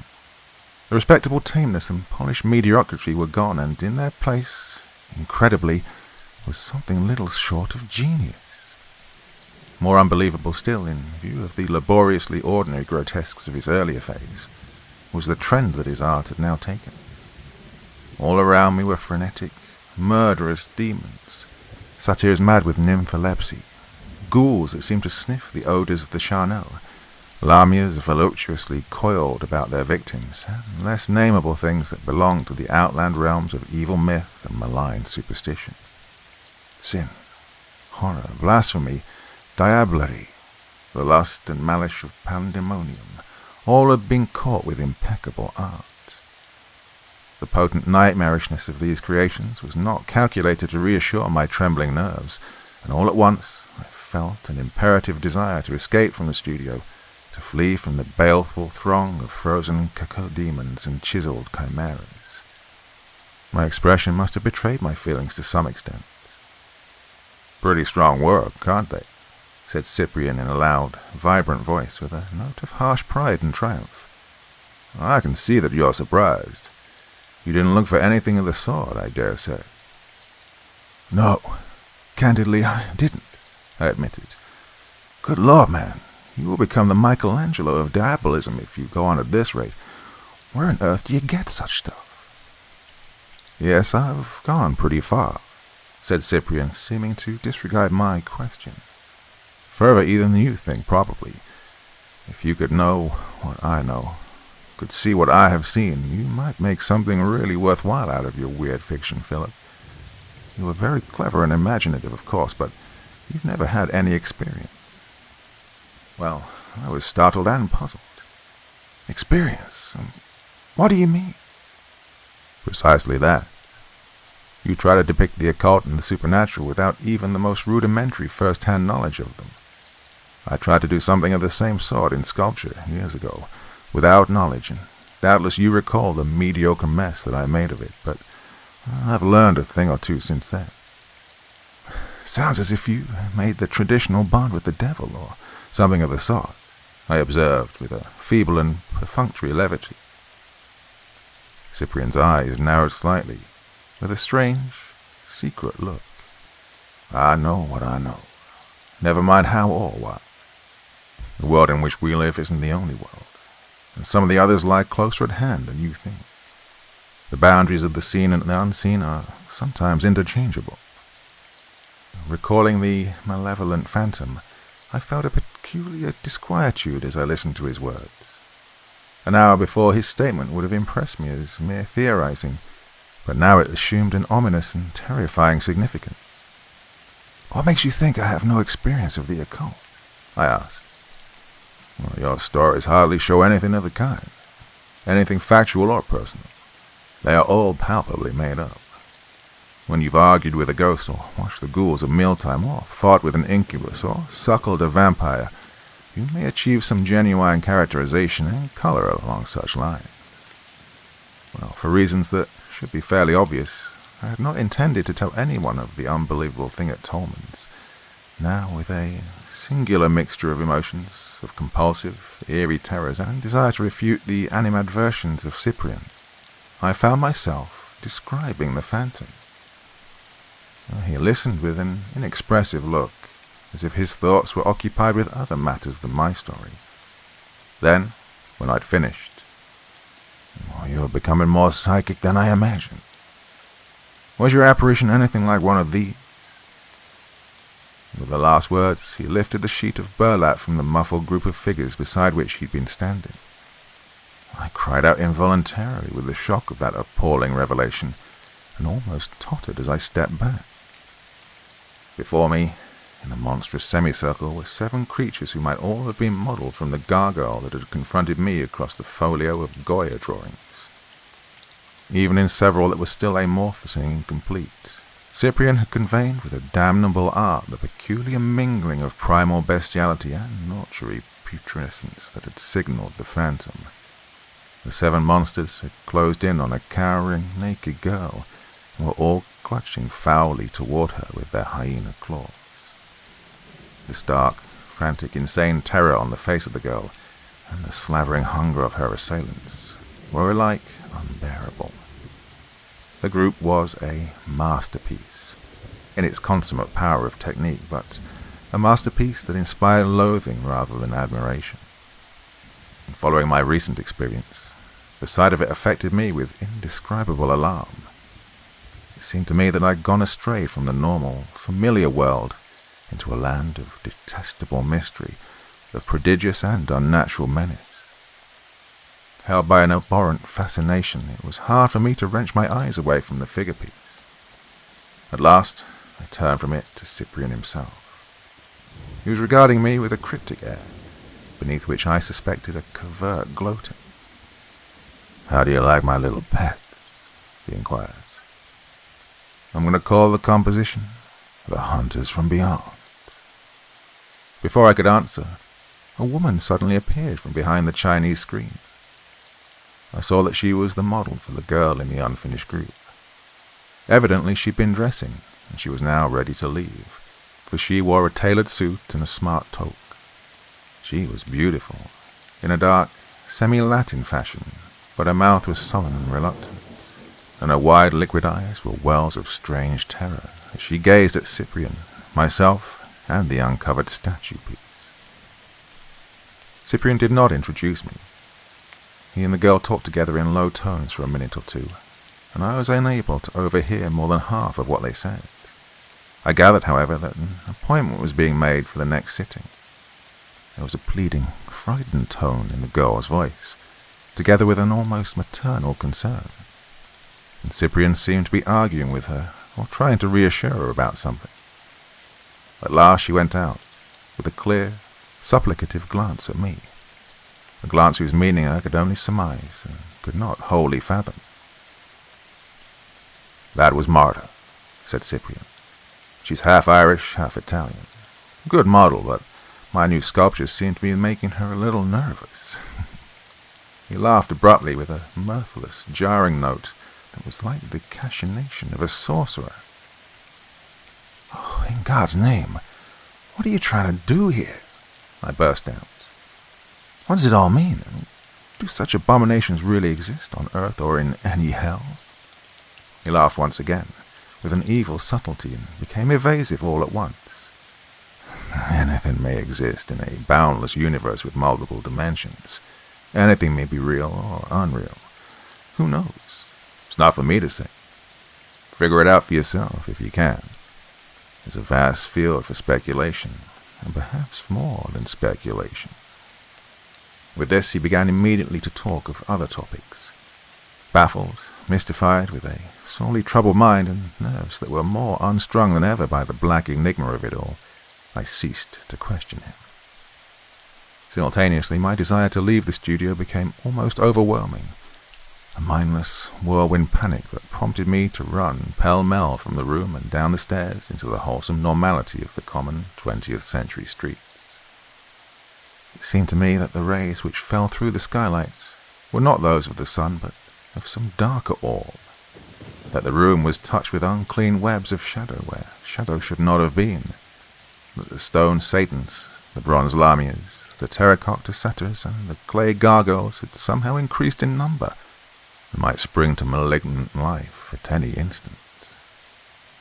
Hardly knowing what I said, I continued to converse for a while with Cyprian. Then, excusing myself on the score of a non-existent luncheon appointment, and promising vaguely to return for another visit before my departure to the city, I took my leave. I was surprised to find my cousin's model in the lower hall, at the foot of the stairway. From her manner and her first words, it was plain that she had been waiting. "You're Mr. Philip Hastane, aren't you?" she said in an eager, agitated voice. "I'm Martha Fitzgerald. Cyprian's often mentioned you, and I believe he admires you a lot." "Maybe you'll think I'm crazy," she went on, "but I had to speak to you. I can't stand the way that things are going here, and I'd refuse to come to the place anymore if it wasn't that I like Cyprian so much. I don't know what he's done, but he's altogether different from what he used to be. His new work is so horrible. Oh, you can't imagine how it frightens me. The sculptures he does are more hideous, more hellish all the time. Ugh, those drooling, dead-grey monsters in that new group of his. I can hardly bear to be in the studio with them. It isn't right for anyone to depict such things. Don't you think they're awful, Mr. Hastane?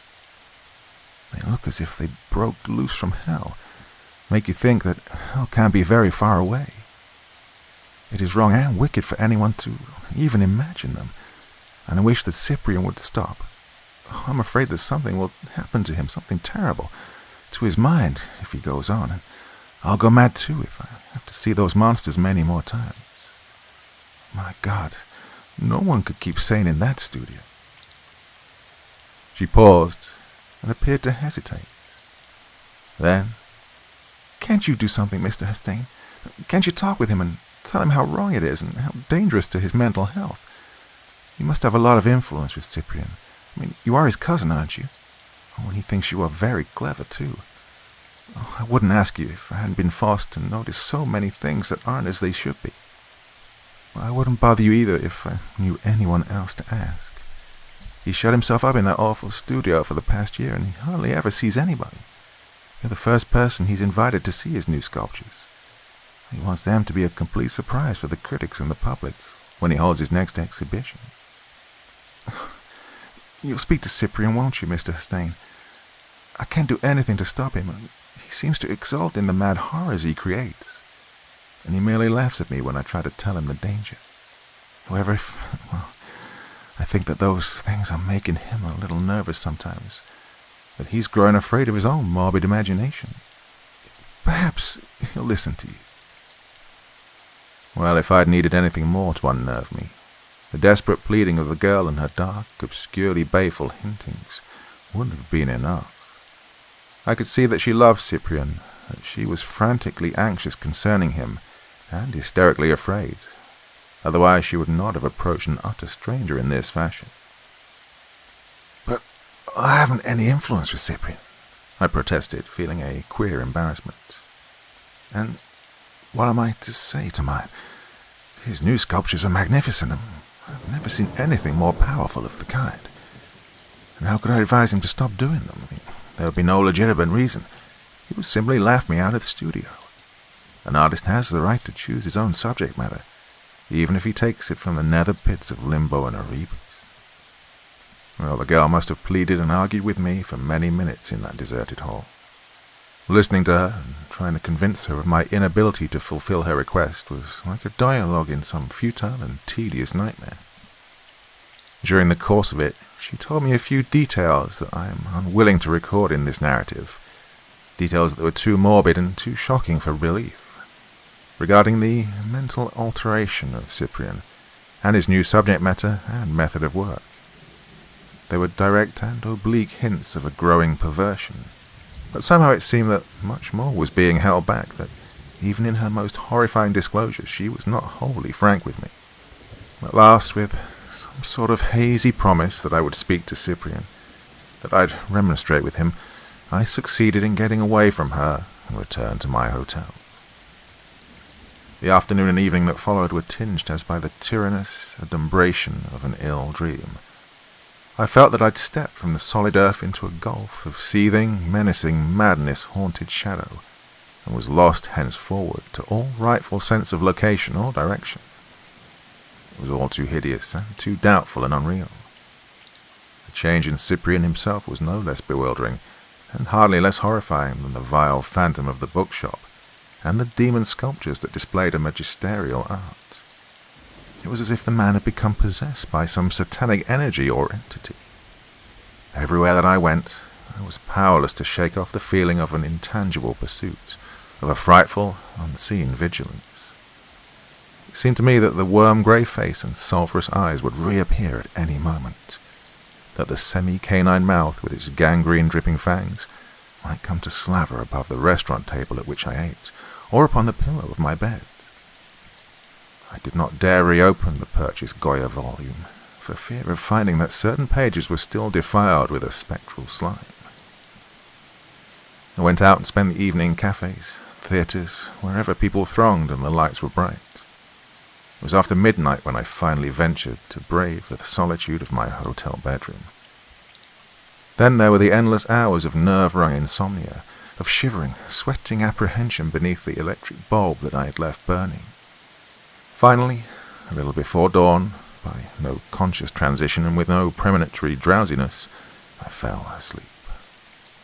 I remember no dreams, only the vast incubus-like oppression that persisted even in the depth of slumber, as if to drag me down with its formless, ever-clinging weight into gulfs beyond the reach of created flight or the fathoming of organized entity. It was almost noon when I awoke. I found myself staring into the verminous, apish, mummy-dead face and hell-illumined eyes of the gargoyle that had crouched before me in the corner of Tolman's. The thing was standing at the foot of my bed, and behind it, as I stared, the wall of the room, which was covered with a floral paper, dissolved in an infinite vista of greyness, teeming with ghoulish forms that emerged like monstrous misshapen bubbles from plains of ulgulant ooze and skies of serpentine vapour. It was another world, and my very sense of equilibrium was disturbed by an evil vertigo as I gazed. It seemed to me that my bed was heaving dizzily, was turning slowly, deliriously toward the gulf, that the feculent vista and the vile apparition were swimming beneath me, that I would fall toward them in another moment and be precipitated forever into that world of abysmal monstrosity and obscenity. In a start of profound alarm, I fought my vertigo, fought the sense that another world than mine was drawing me, that the unclean gargoyle was luring me by some unspeakable mesmeric spell, as a serpent is said to lure its prey. I seemed to read a nameless purpose in its yellow-slitted eyes, in the soundless moving of its oozy lips. My very soul recoiled with nausea and revulsion as I breathed its pestilential fetor. Apparently, the mere effort of mental resistance was enough. The vista and the face receded. They went out in a swirl of daylight. I saw the design of tea roses on the wallpaper beyond, and the bed beneath me was sanely horizontal once more. I lay sweating with my terror, all adrift on a nightmare surmise of unearthly threat and whirlpool madness, till the ringing of the telephone bell recalled me automatically to the known world. I sprang to answer the call. It was Cyprian, though. I should hardly have recognized the dead, hopeless tones of his voice, from which the mad pride and self-assurance of the previous day had wholly vanished. "I must see you at once," he said. "Can you come to the studio?" I was about to refuse, to tell him that I had been called home suddenly, that there was no time, that I must catch the noon train, anything to avert the ordeal of another visit to that place of mephitic hell, when I heard his voice again. "Oh, you simply must come, Philip. I can't tell you about it over the phone. A dreadful thing has happened. Marta has disappeared." I consented, telling him that I would start for the studio as soon as I dressed. The whole nightmare had closed in, had deepened immeasurably with his last words. But remembering the haunted face of the girl, her hysteric fears, her frantic plea, and my vague promise, I could not very well decline to go. I dressed and went out with my mind in a turmoil of abominable conjecture, of ghastly doubt, and apprehension all the more hideous because I was unsure of its subject. I tried to imagine what had happened, tried to piece together the frightful, evasive, half-admitted hints of an unknown terror into a tangible, coherent fabric, but found myself involved in a chaos of shadowy menace. I couldn't have eaten any breakfast, even if I'd taken the necessary time. I went at once to the studio and found Cyprian standing aimlessly amid his baleful statuary. His look was that of a man who'd been stunned by the blow of some crushing weapon, or has gazed on the very face of Medusa.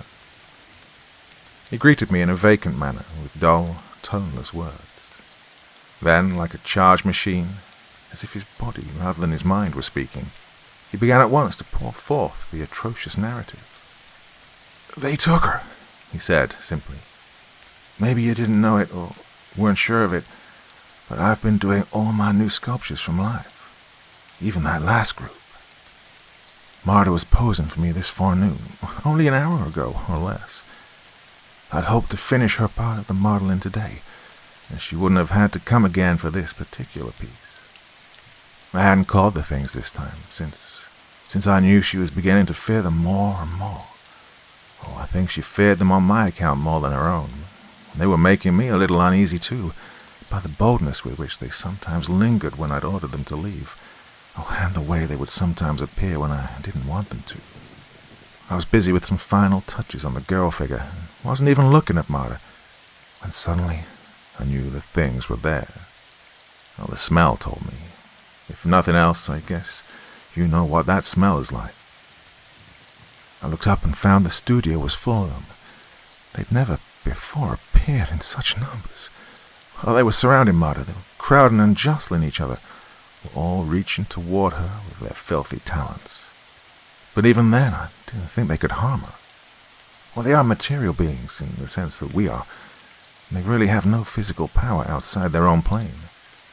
All that they do have is, well, a sort of snaky mesmerism. They'll always try to drag you down to their own dimension by means of it. God help anyone who yields to them, but you don't have to go unless you're weak or willing. I've never had any doubt of my power to resist them, and I didn't really dream they could do anything to Marta. Oh, it startled me, though, when I saw the whole crowd in Hellpack, and I ordered them to go pretty sharply. I was angry and somewhat alarmed, too, but they merely grimaced and slavered with that slow, twisting movement of their lips that's like a voiceless gibbering, and then they closed in on Marta, just as I represented them doing in that accursed group of sculpture. Only there were scores of them now, instead of merely 7. I can't describe how it happened, but all at once their foul talons had reached the girl. They were pawing her, were pulling at her hands, her arms, her body. She screamed, and I hope I'll never hear another scream so full of black agony and soul-unhinging fright. Then I knew that she'd yielded to them, either by choice or from excessive terror, and I knew that they were taking her away. For a moment the studio wasn't there at all, only a long, grey, oozing plain, beneath skies that were the fumes of hell, writhing like a million ghostly and distorted dragons. Marta was sinking into that ooze, and the things were all about her, gathering in fresh hundreds from every side, fighting each other for place, sinking with her like bloated, misshaped fang creatures into their native slime. And then everything vanished, and I was standing here in the studio, all alone with these damn sculptures.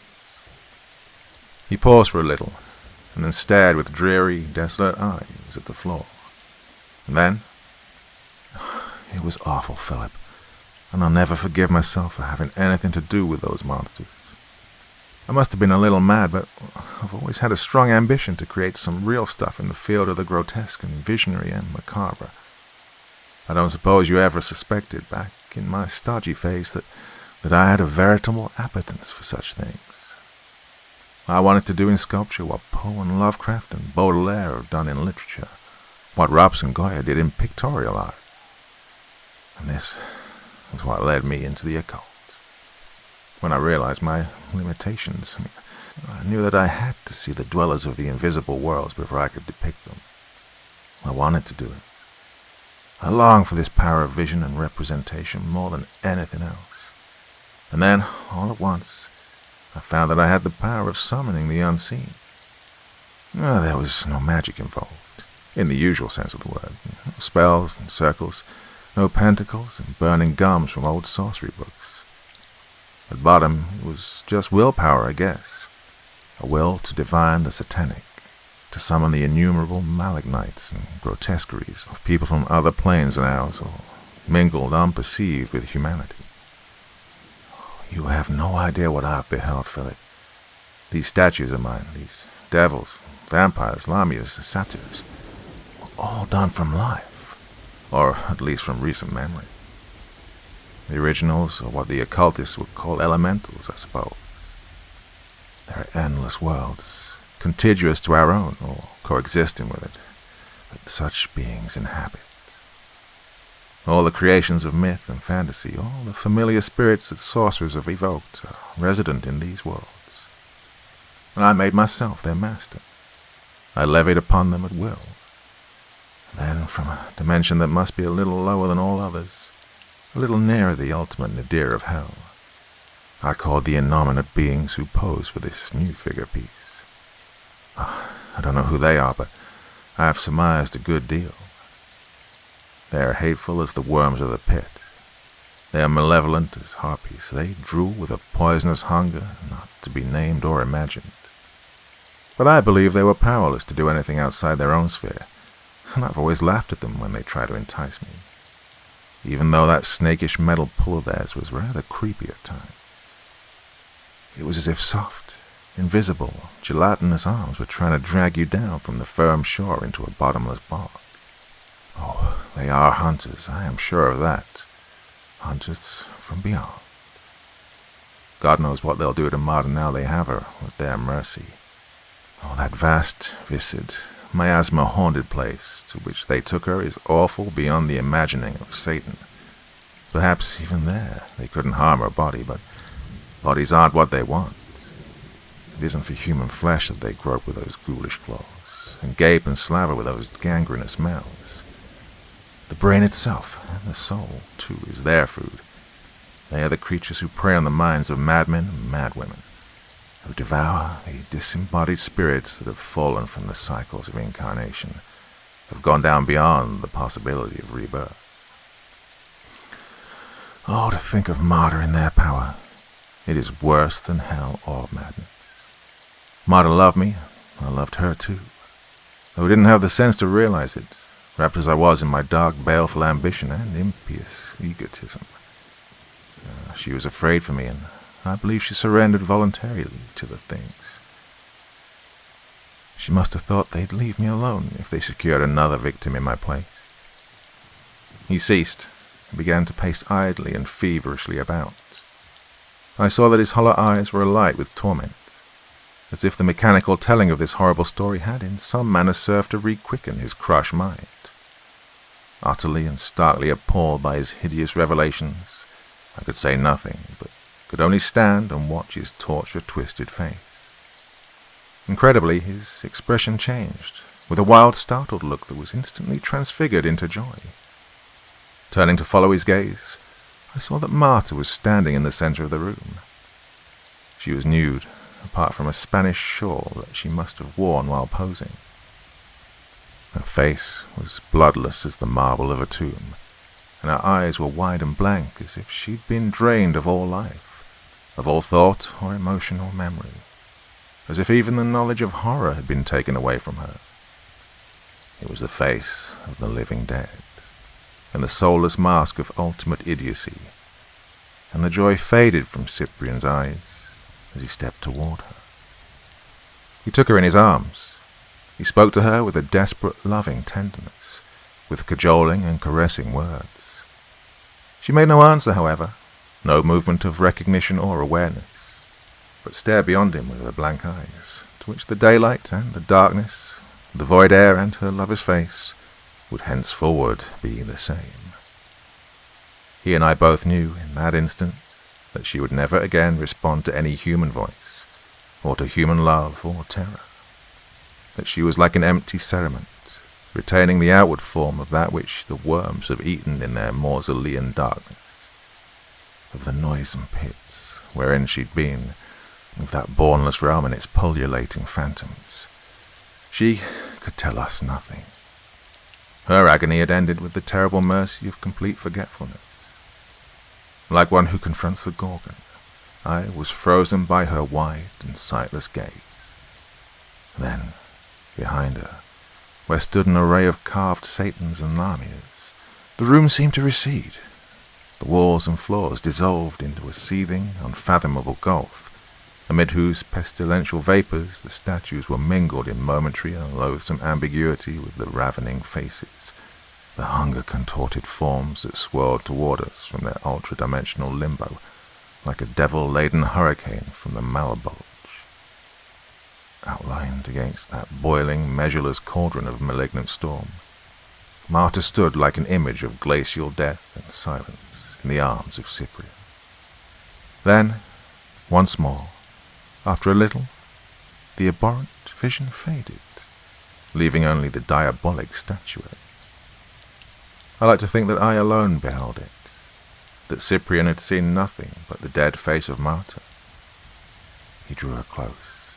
He repeated his hopeless words of tenderness and cajolery, and then, suddenly, he released her with a vehement sob of despair.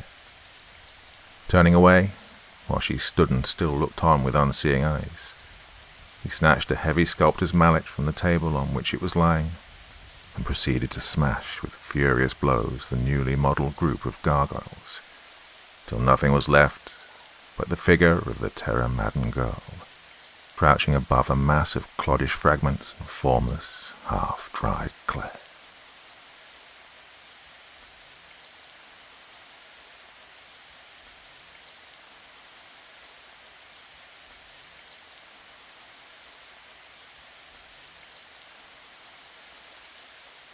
Two men stood in the billiard room of an old country house, talking. Play, which had been of a half-hearted nature, was over, and they sat down at the open window, looking out over the park stretching away beneath them, conversing idly. "Your time's nearly up, Jem," said one at length. "This time 6 weeks you'll be yawning out of the honeymoon, and cursing the woman, who invented them."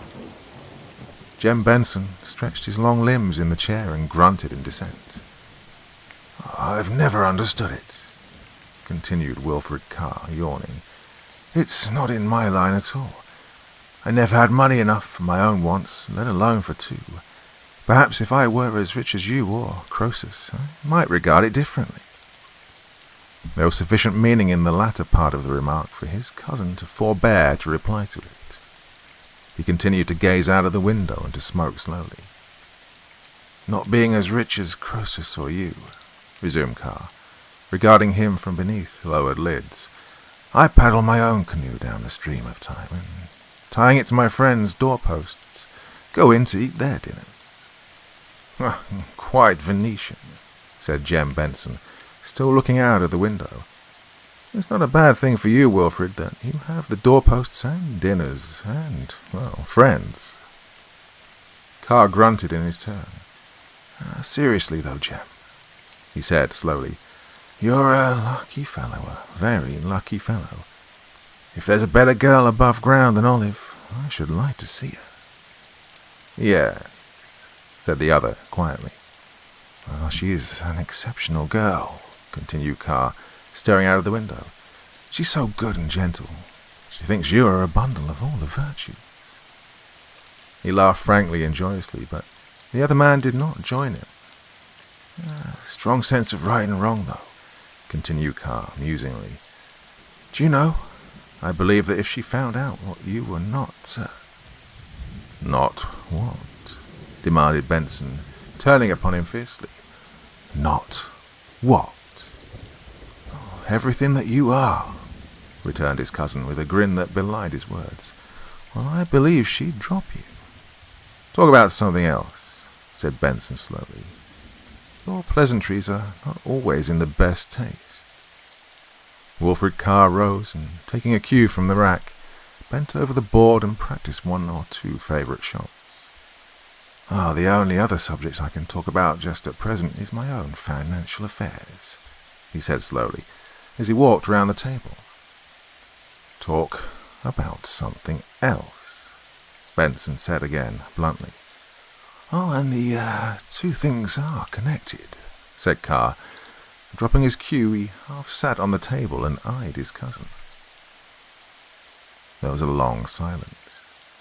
Benson pitched the end of his cigar out of the window and, leaning back, closed his eyes. "Do you, follow me?" inquired Carr at length. Benson opened his eyes and nodded at the window. "Do you want to follow my cigar?" he demanded. "I should prefer to depart by the usual way for your sake," returned the other, unabashed. "If I left by the window, all sorts of questions would be asked, and you know how talkative a chap I am." So long as you don't talk about my affairs," returned the other, restraining himself by an obvious effort. "You can talk yourself hoarse." "I'm in a mess," said Carr slowly. "A devil of a mess. If I don't raise 1,500 by this day fortnight, I may be getting my board and lodging free." "Would that be any change?" questioned Benson. "The quality would," retorted the other. "The address would also not be good. Seriously, Jem, will you let me have the 1,500? "No," said the other simply. Carr went white. "It's to save me from ruin," he said thickly. "I've helped you till I'm tired," said Benson, turning and regarding him, "and it is all to no good. If you've got into a mess, get out of it. You should not be so fond of giving autographs away."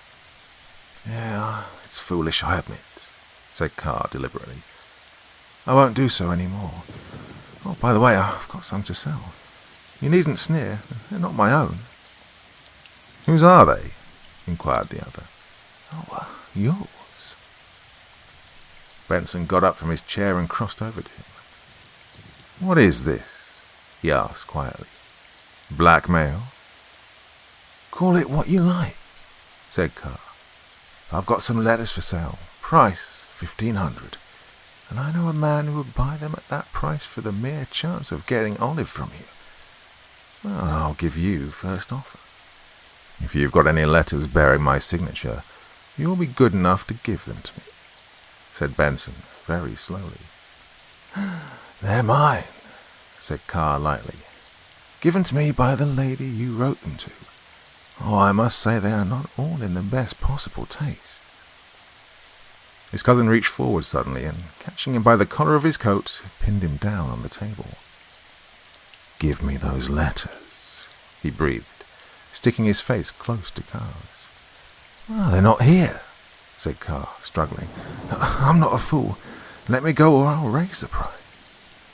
The other man raised him from the table in his powerful hands, apparently with the intention of dashing his head against it. Then suddenly his hold relaxed as an astonished-looking maidservant entered the room with letters. Carr sat up hastily. "That's how it was done," said Benson, for the girl's benefit, as he took the letters.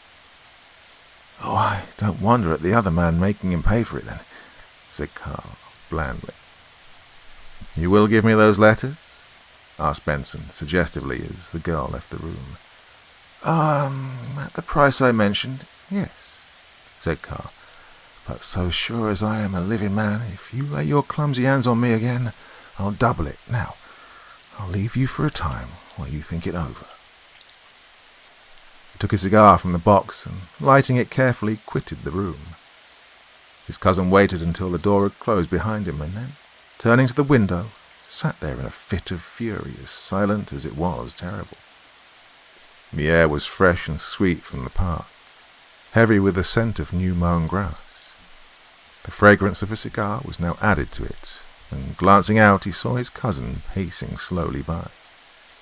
He rose and went to the door, and then, apparently altering his mind, he returned to the window and watched the figure of his cousin as it moved slowly away into the moonlight.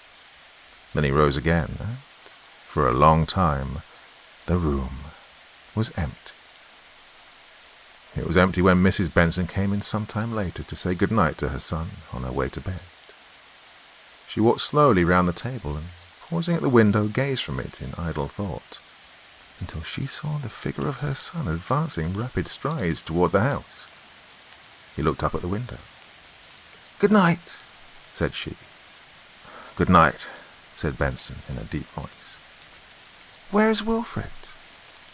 "Oh, he's gone," said Benson. "Gone?" "We had a few words. He was wanting money again, and I gave him a piece of my mind. I don't think we shall see him again." "Oh, poor Wilfred," sighed Mrs. Benson. "He's always in trouble of some sort. I hope that you weren't too hard upon him." "No more than he deserved," said her son sternly. "Good night." The well, which had long ago fallen into disuse, was almost hidden by the thick tangle of undergrowth which ran riot at the corner of the old park. It was partly covered by the shrunken half of a lid, above which a rusty windlass creaked in company with the music of the pines when the wind blew strongly. The full light of the sun never reached it, and the ground surrounding it was moist and green when other parts of the park were gaping with the heat. Two people walking slowly round the park in the fragrant stillness of a summer evening strayed in the direction of the well. "Oh, no use going through this wilderness, Olive," said Benson, pausing on the outskirts of the pines and eyeing with some disfavour the gloom beyond. "Best part of the park," said the girl briskly. "Oh, you know it's my favourite spot." "I know you're very fond of sitting on the coping," said the man slowly, "and I wish you wouldn't. One day you'll lean back too far and fall in." "And then make the acquaintance of truth," said Olive lightly. "Come along." She ran from him and was lost in the shadow of the pines, the bracken crackling beneath her as her feet ran across it. Her companion followed slowly, and, emerging from the gloom, saw her poised daintily on the edge of the well, with her feet hidden in the rank grass and nettles which surrounded it. She motioned her companion to take a seat by her side, and smiled softly as she felt a strong arm passed around her waist. "Oh, I like this place," said she, breaking a long silence. "It is so dismal, so uncanny. Do you know, I wouldn't dare sit there alone, Jem. I should imagine all sorts of dreadful things were hidden beneath those bushes and trees, waiting to spring out on me. Oh!" "Well, you'd better let me take you in," said her companion tenderly. "The well isn't always wholesome, especially in the hot weather. Let's make a move." The girl gave an obstinate little shake and settled herself more securely on her seat. "Oh, smoke your cigar in peace," she said quietly. "I'm settled here for a quiet talk. Oh, has anything heard of Wilfred yet?" Nothing." "Oh, quite a dramatic disappearance, isn't it?" she continued. "Another scrape, I suppose, and another letter for you in the same old strain. Oh, dear Jem, help me out." Jem Benson blew a cloud of fragrant smoke into the air, and holding his cigar between his teeth, brushed away the ash from his coat sleeves. "I wonder what he would have done without you," said the girl, pressing his arm affectionately. "Gone under long ago, I suppose. When we're married, Jem, I'll presume upon the relationship to lecture him. He is very wild, but he has his good points, the poor fellow." "I never saw them," said Benson with startling bitterness. "God knows I never saw them." "Well, he's nobody's enemy but his own," said the girl, startled by his outburst. You don't know much about him, said the other sharply. He was not above blackmail, not above ruining the life of a friend to do himself a benefit. A loafer, a cur and a liar. The girl looked at him soberly but timidly and took his arm without a word, and they both sat silent while evening deepened into night, and the beams of the moon, filtering through the branches, surrounded them with a silver network. Her head sank upon his shoulder, till suddenly, with a sharp cry, she sprang to her feet. What was that? She cried breathlessly. What was what? Demanded Benson, springing up and clutching her fast by the arm. She caught her breath and tried to laugh. You're hurting me, Jem. His hold relaxed. What is the matter? He asked gently. What was it that startled you? I was startled, she said slowly, putting her hands on his shoulder. I suppose the words I used just now were ringing in my ears, but I fancied that someone behind us whispered, "Jem, help me out." Fancy, repeated Benson, and his voice shook. But these fancies are not good for you. You are frightened at the dark and the gloom of these trees. Let me take you back to the house. No, I'm not frightened, said the girl, reseating herself. I should never be really frightened of anything when you were with me, Jem. I'm surprised at myself for being so silly. The man made no reply but stood, a strong, dark figure, a yard or two from the well, as though waiting for her to join him. Come and sit down, sir, cried Olive, patting the brickwork with her small white hand. One would think you didn't like your company. He obeyed slowly and took a seat by her side, drawing so hard at his cigar that the light of it shone upon his fare at every breath.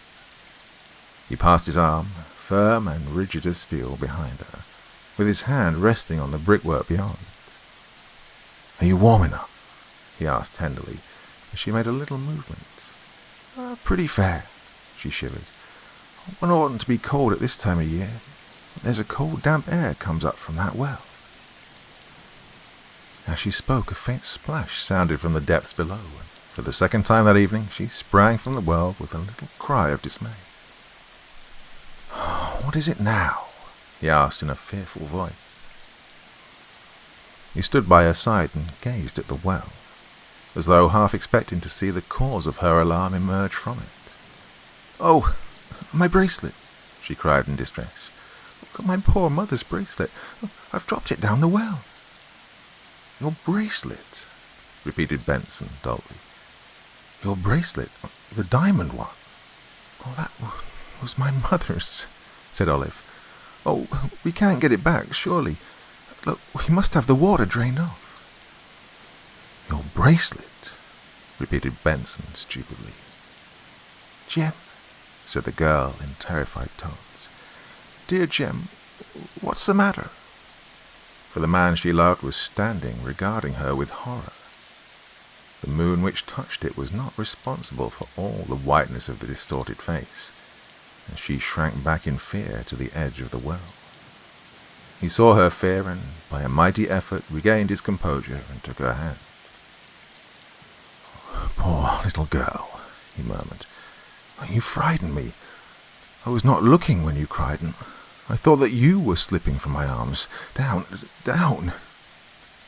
His voice broke, and the girl, throwing herself into his arms, clung to him convulsively. There, said Benson fondly. Don't cry, don't cry. Tomorrow, said Olive, half laughing, half crying. We'll all come round the well with hook and line and fish for it. It'll be quite a new sport. No, we must try some other way, said Benson. You shall have it back. How? asked the girl. You shall see, said Benson. Tomorrow morning, at latest, you shall have it back. Till then, promise me that you will not mention your loss to anyone. Promise? I promise, said Olive, wonderingly. But why not? Well, it is of great value, for one thing. Well, there are many reasons. For one thing, it is my duty to get it for you. Wouldn't you like to jump down for it? she asked mischievously. Listen. She stooped for a stone and dropped it down. Oh, fancy being where that is now, she said, peering into the blackness. Fancy going round and round like a mouse in a pail, clutching at the slimy sides, with the water filling your mouth, and looking up to the little patch of sky above. You'd better come in, said Benson very quietly. You're developing a taste for the morbid and horrible. The girl turned and, taking his arm, walked slowly in the direction of the house. Mrs. Benson, who was sitting in the porch, rose to receive them. Oh, you shouldn't have kept her out so long, she said chidingly. Where have you been? Oh, sitting on the well, said Olive, smiling, discussing our future. I don't believe that place is healthy, said Mrs. Benson emphatically. I really think it might be filled in, Jem. All right, said her son slowly. Pity it wasn't filled in long ago. He took the chair vacated by his mother as she entered the house with Olive, and with his hands hanging limply over the sides, sat in deep thought. After a time he rose, and going upstairs to a room which was set apart for sporting requisites, selected a sea fishing line and some hooks, and stole softly downstairs again. He walked swiftly across the park in the direction of the well, turning before he entered the shadow of the trees to look back at the lighted windows of the house. Then, having arranged his line, he sat on the edge of the well and cautiously lowered it. He sat with his lips compressed, occasionally looking about him in a startled fashion, as though he half expected to see something peering at him from the belt of trees. Time after time he lowered his line until at length, in pulling it up, he heard a little metallic tinkle against the side of the well. He held his breath then, and forgetting his fears, drew the line in inch by inch, so as not to lose its precious burden. His pulse beat rapidly, and his eyes were bright.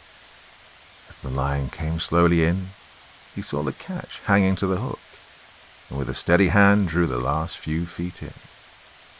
And then he saw that, instead of the bracelet, he'd hooked a bunch of keys. With a faint cry, he shook them from the hook into the water below, and stood breathing heavily. Not a sound broke the stillness of the night. He walked up and down a bit and stretched his great muscles. Then he came back to the well and resumed his task.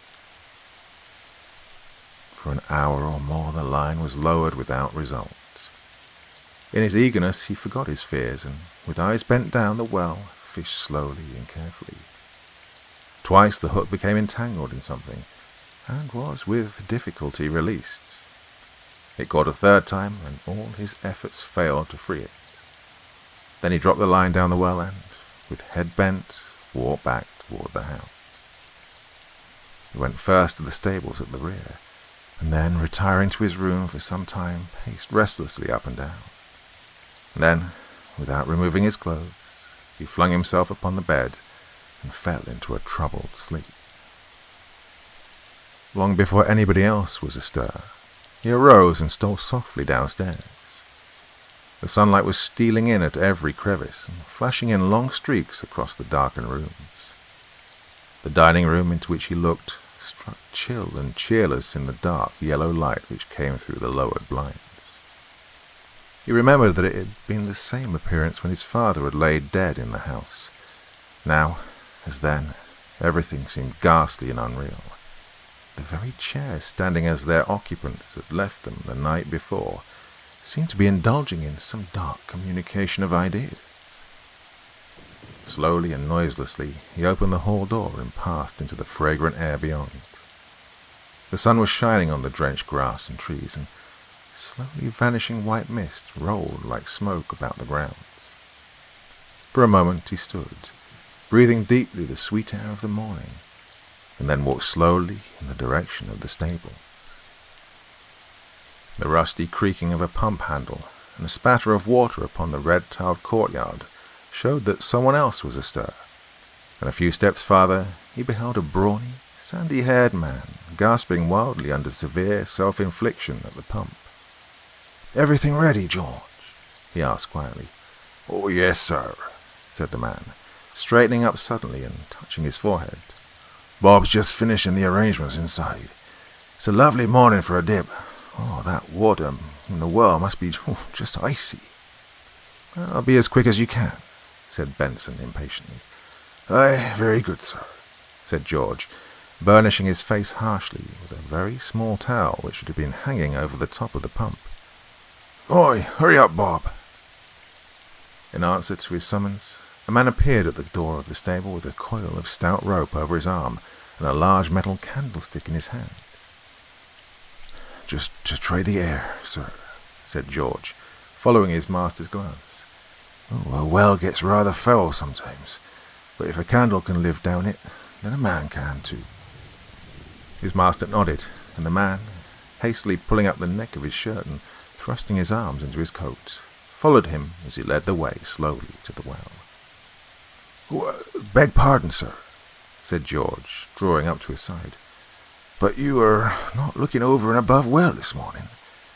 If you let me go down, I'd enjoy the bath."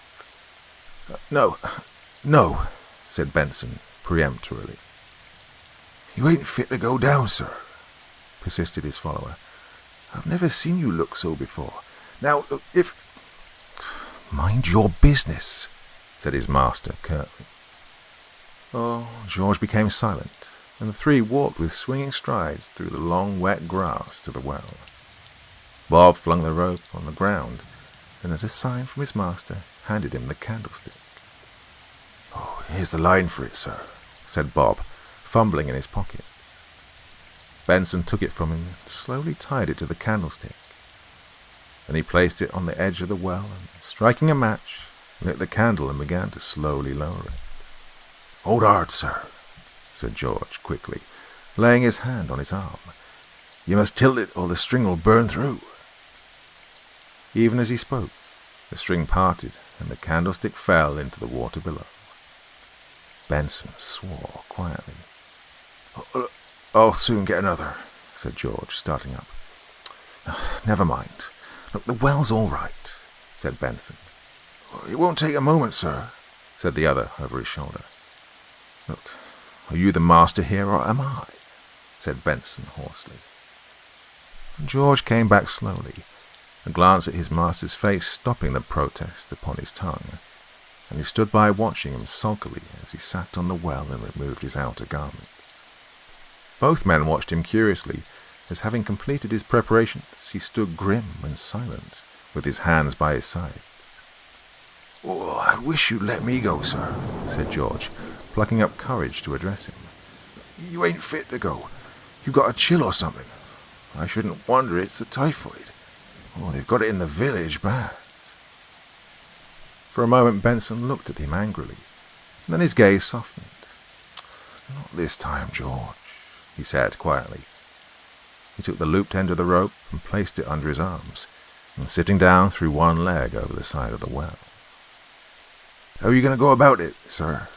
queried George, laying hold of the rope and signing to Bob to do the same. "I'll call out when I reach the water," said Benson. "Then pay out 3 yards more quickly so that I can get to the bottom." "Aye, very good, sir," answered both. Their master threw the other leg over the coping and sat motionless. His back was turned toward the men as he sat with head bent, looking down the shaft. He sat for so long that George became uneasy. "All right, sir?" he inquired. "Yes," said Benson slowly. "If I tug at the rope, George, pull up at once. Right, lower away."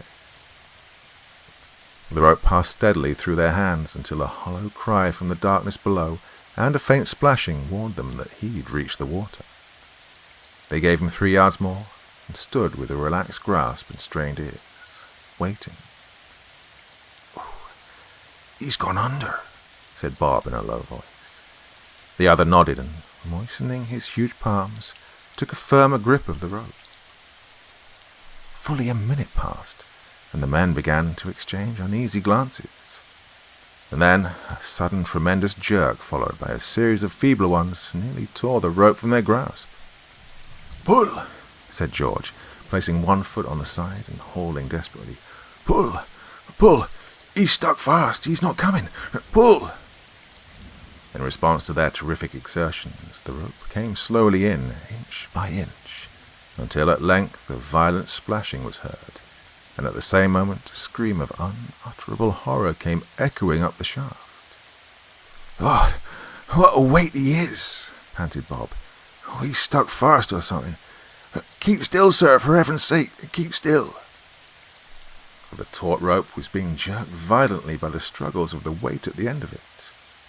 Both men, with grunts and sighs, hauled it in foot by foot. "All right, sir," cried George cheerfully. He had one foot against the well and was pulling manfully. The burden was nearing the top.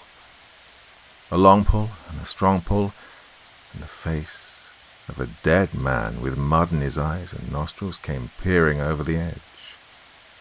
Behind it was the ghastly face of his master. But this he saw too late, for with a great cry he let go of his hold of the rope and stepped back. The suddenness overthrew his assistant, and the rope tore through his hands. And there was a frightful splash. "Oh, you fool!" stammered Bob, and ran to the well helplessly. "God, run!" cried George. "Run for another line!" He bent over the coping and called eagerly down as his assistant sped back to the stable, shouting wildly. His voice re-echoed down the shaft, but all else was silence.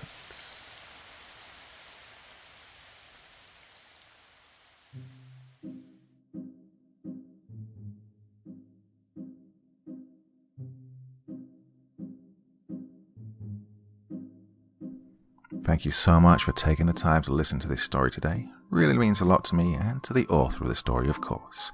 Well, if you want to know more about me, I'm pretty much everywhere on social media. You can find me on Facebook, Twitter, Instagram. You can download my music on SoundCloud. I've got a Patreon if you feel like. Throw me $1 or $2. Very much appreciated. And of course, on Reddit, I have a place where you can leave stories if you want me to read one that you've written. Well, hoping to see you all again very soon. Till then, sweet dreams. Bye-bye.